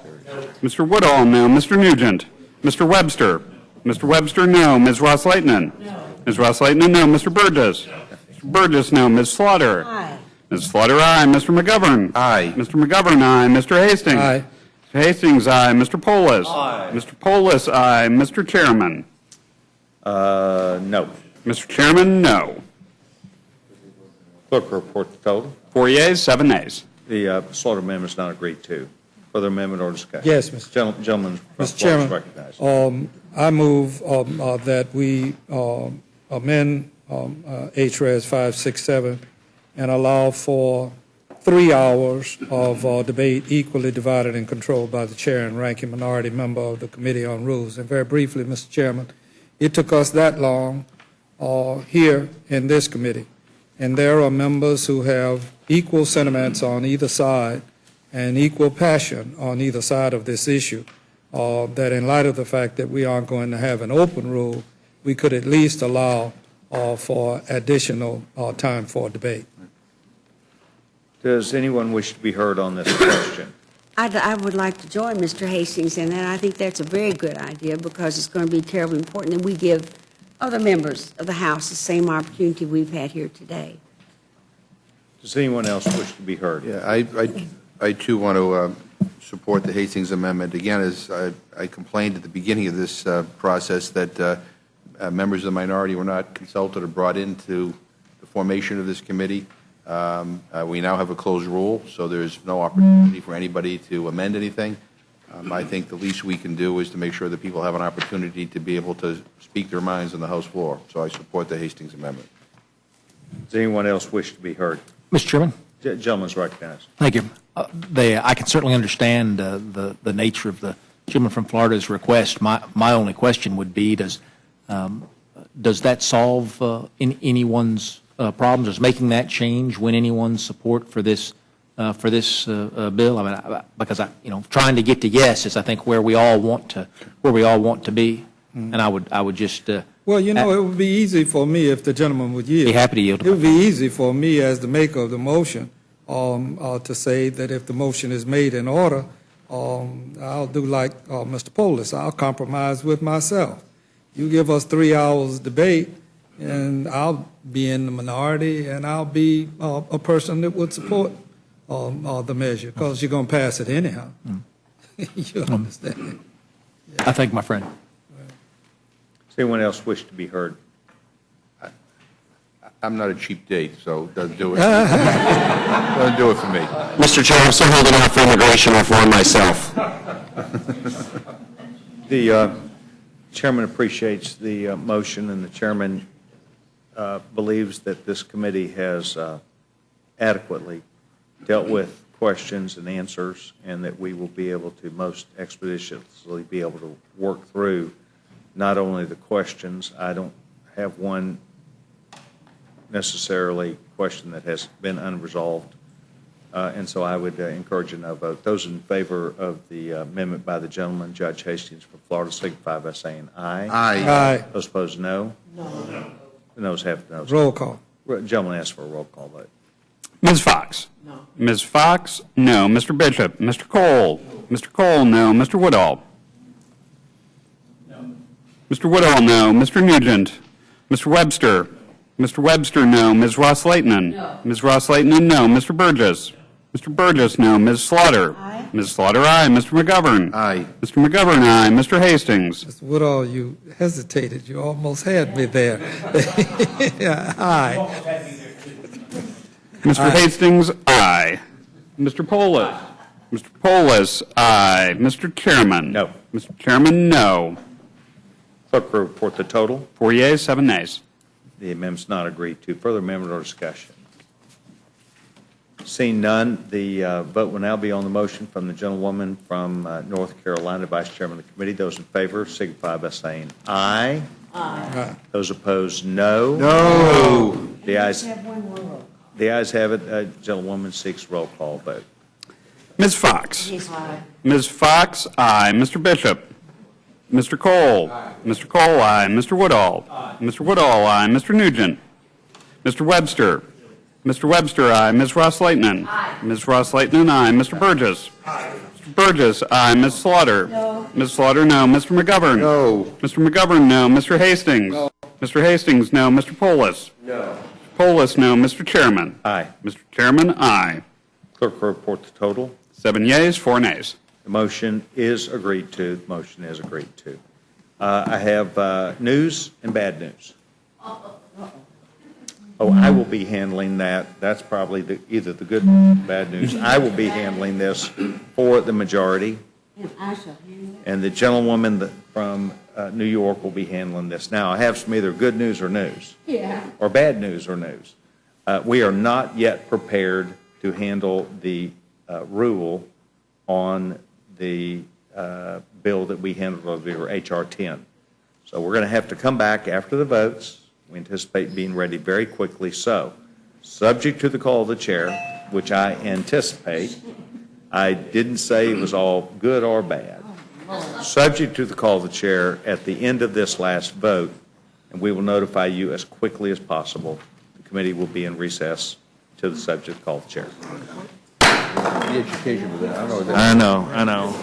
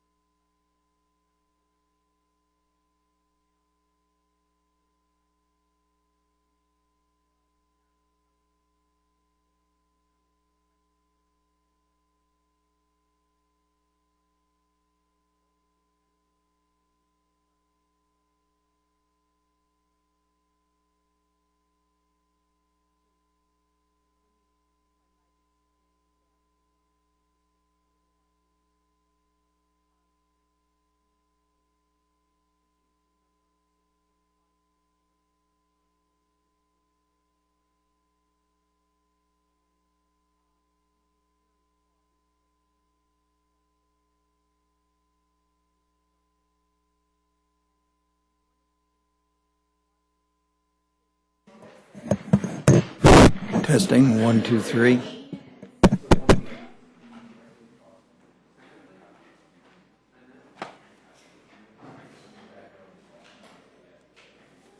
Testing, 1, 2, 3, 4, 1, 2, 3, 4.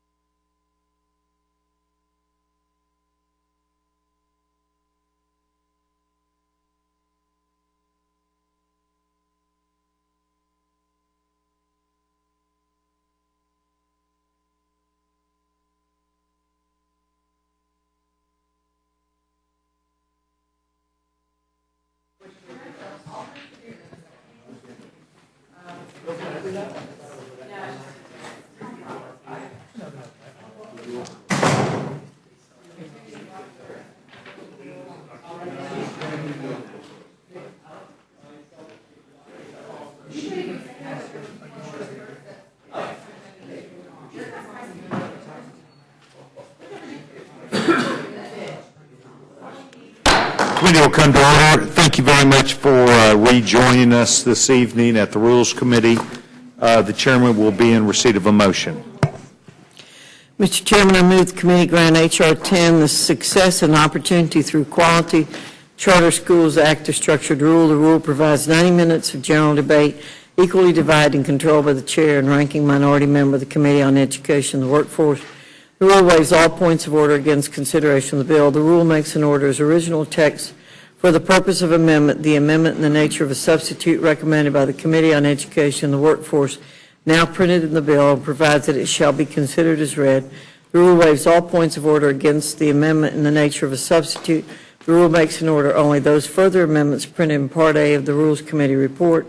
Each such amendment may be offered only in the order printed in the report, may be offered only by a member designated in the report, shall be considered as read, shall be debatable for the time specified in the report, equally divided and controlled by the proponent and an opponent, shall not be subject to amendment, and shall not be subject to a demand for division of the question. The rule waives all points of order against the amendments printed in Part A of the report. The rule provides one motion to recommit with or without instructions. Section 2 of the rule provides that on any legislative day during the period from May 12, 2014 through May 16, 2014, the journal of the proceedings of the previous day shall be considered as approved, and the chair may at any time declare the House adjourned to meet at a date and time to be announced by the chair in declaring the adjournment.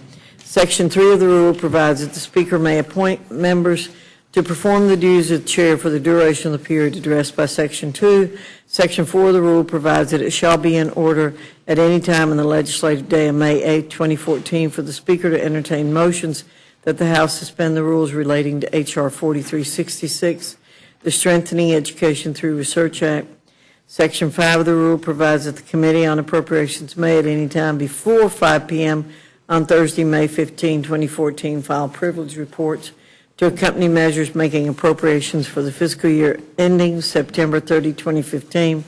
Section 6 of the rule provides that during consideration of the bill, H.R. 4438, to amend the Internal Revenue Code of 1986 to simplify and make permanent the research credit pursuant to House Resolution 569, the further amendment printed in Part B of the report shall be considered as adopted. Section 7 of the rule provides that House Resolution 569 is amended by striking 90 minutes and inserting 1 hour.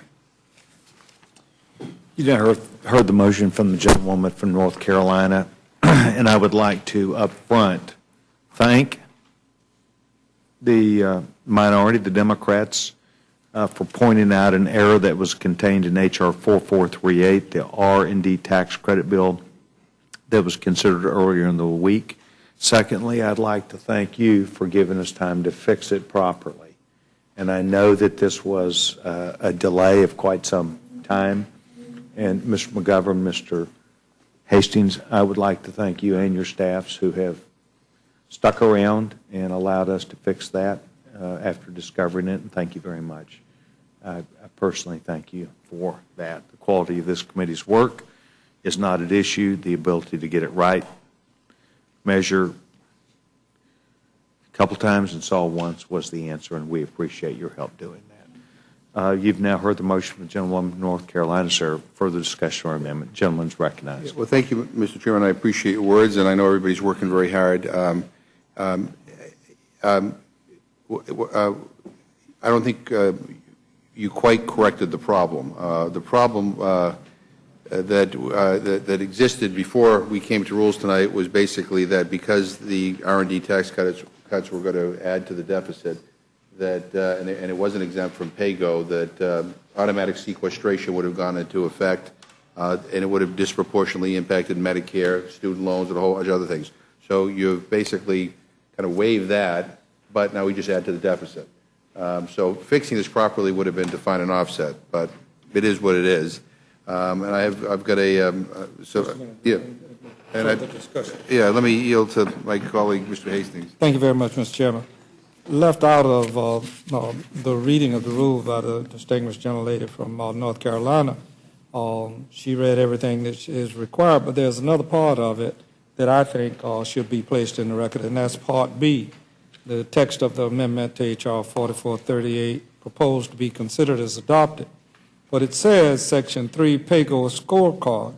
The first portion of it, A, pay-go scorecard, the budgetary effects of this act shall not be entered on either pay-go scorecard maintained pursuant to Section 4D of the statutory pay-as-you-go act of the Senate. So it's just sort of cause you say so, and then the members don't have an opportunity to even have a vote on this when all is said and done. And I just point that out when we talk about kicking things under the rug. This is a classic example of that. And the $155 billion add to the deficit is real when members are voting for this rule and the underlying bill. And Mr. Chairman, I have an amendment to the rule. Gentleman's recognized.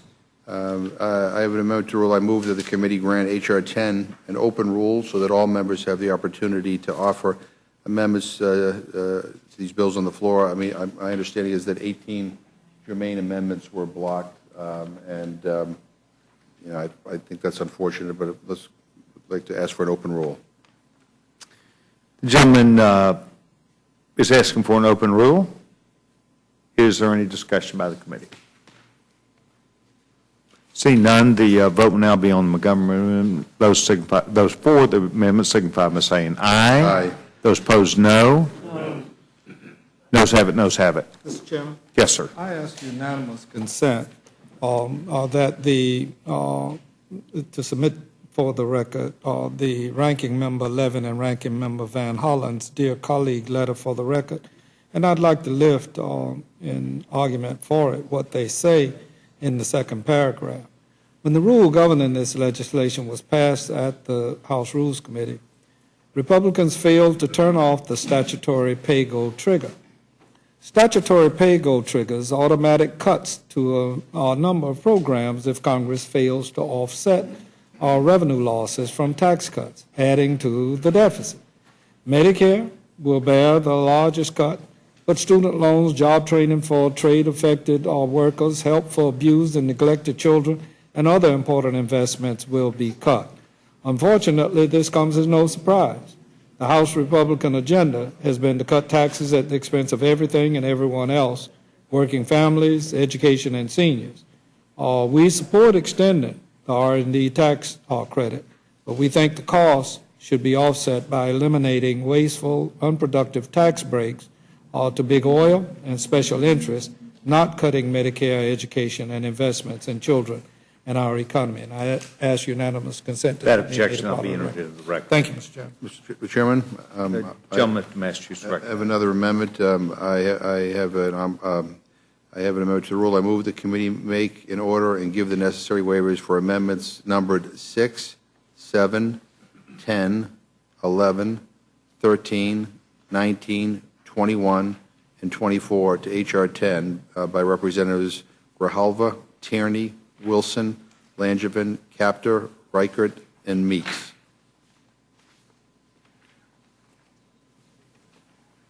You've now heard the motion from the gentleman. Is there further discussion?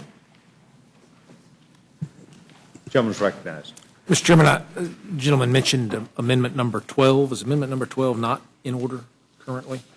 I think 6, 7, 10, 11, 13, 19, 21, 20, and 24. I don't think I said 12. Oh, I thought you said the amendment by Wilson. I may have misunderstood. I thank the gentleman. Number 12 appears to be at the top of the page.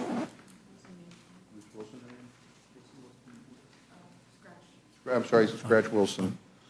But again, our frustration is that a number of germane amendments were, for whatever reason, not made in order. Strike number 12 then with consent. Yes. I appreciate gentlemen there. I was going through these numbers also, and I appreciate gentlemen finding that. Further discussion. Those in favor of the McGovern amendment signify by saying aye. Aye. Those opposed, no. Noes have it. I ask for recorded vote. Gentleman asks for a recorded vote. Ms. Fox? No. Ms. Fox, no. Mr. Bishop? Mr. Cole? Mr. Cole, no. Mr. Woodall? Mr. Woodall, no. Mr. Nugent? Mr. Webster? Mr. Webster, no. Ms. Ross-Lehtinen. Mr. Burgess. Mr. Burgess, no. Ms. Slaughter. Mr. McGovern. Aye. Mr. McGovern, aye. Mr. Hastings. Aye. Mr. Hastings, aye. Mr. Polis. Mr. Chairman. No. Chairman, no. Clerk will report the total. 2 yeas, 6 nays. The amendment's not agreed to. Further amendment or discussion? Seeing none, the vote will now be on the motion from the gentlewoman from North Carolina, Vice Chairman of the committee, Ms. Fox. Those in favor signify by saying aye. Aye. Those opposed, no. No. The ayes have it. The ayes have Ask it. for roll call. Roll call requested. Ms. Fox. Yay. Ms. Fox, aye. Mr. Bishop. Mr. Cole. Mr. Cole, aye. Mr. Woodall. Mr. Woodall, aye. Mr. Nugent. Mr. Webster. Mr. Webster, aye. Ms. Ross-Lehtinen. Mr. Burgess. Mr. Burgess, aye. Ms. Slaughter. Mr. McGovern. No. Mr. McGovern, no. Mr. Hastings. No. Mr. Hastings, no. Mr. Polis. Mr. Chairman. Aye. Mr. Chairman, aye. Clerk will report the total. 6 yeas, 2 nays. Motion is agreed to. The gentlewoman from North Carolina, Vice Chairman of the committee, Ms. Fox, will be handling this for the Republicans. The gentleman from Colorado, Mr. Polis. Mr. Polis will be handling this for Democrats. I want to announce that we have been through a very, very busy schedule this week. I want to thank everybody, including the staffs on both sides, who have done an extraordinary job. So with that said, I do not anticipate that we will have another committee meeting until notice is given upon return, I guess 2 weeks from now. Mr. Chairman? Yes, gentleman's recognized. Thank you for that information. In light of the fact that we did have a very heavy schedule, and I missed the Miami Heat basketball game, I would remind members, if you have an opportunity to do anything about the schedule when we do return, it will have intensified by that time, and I'm hoping that we're not here as late as often as we were this week. Well, let me say this also to the gentleman. San Antonio is still in the mix. That office right in there will have a TV going roaring for you. Oh, all right. If you'd like to do that. That's a bet. With great respect, as an offset. So when the Thunder and the Heat ultimately get together, what do you say? Big night for us tonight. Committee's done with its work for the week.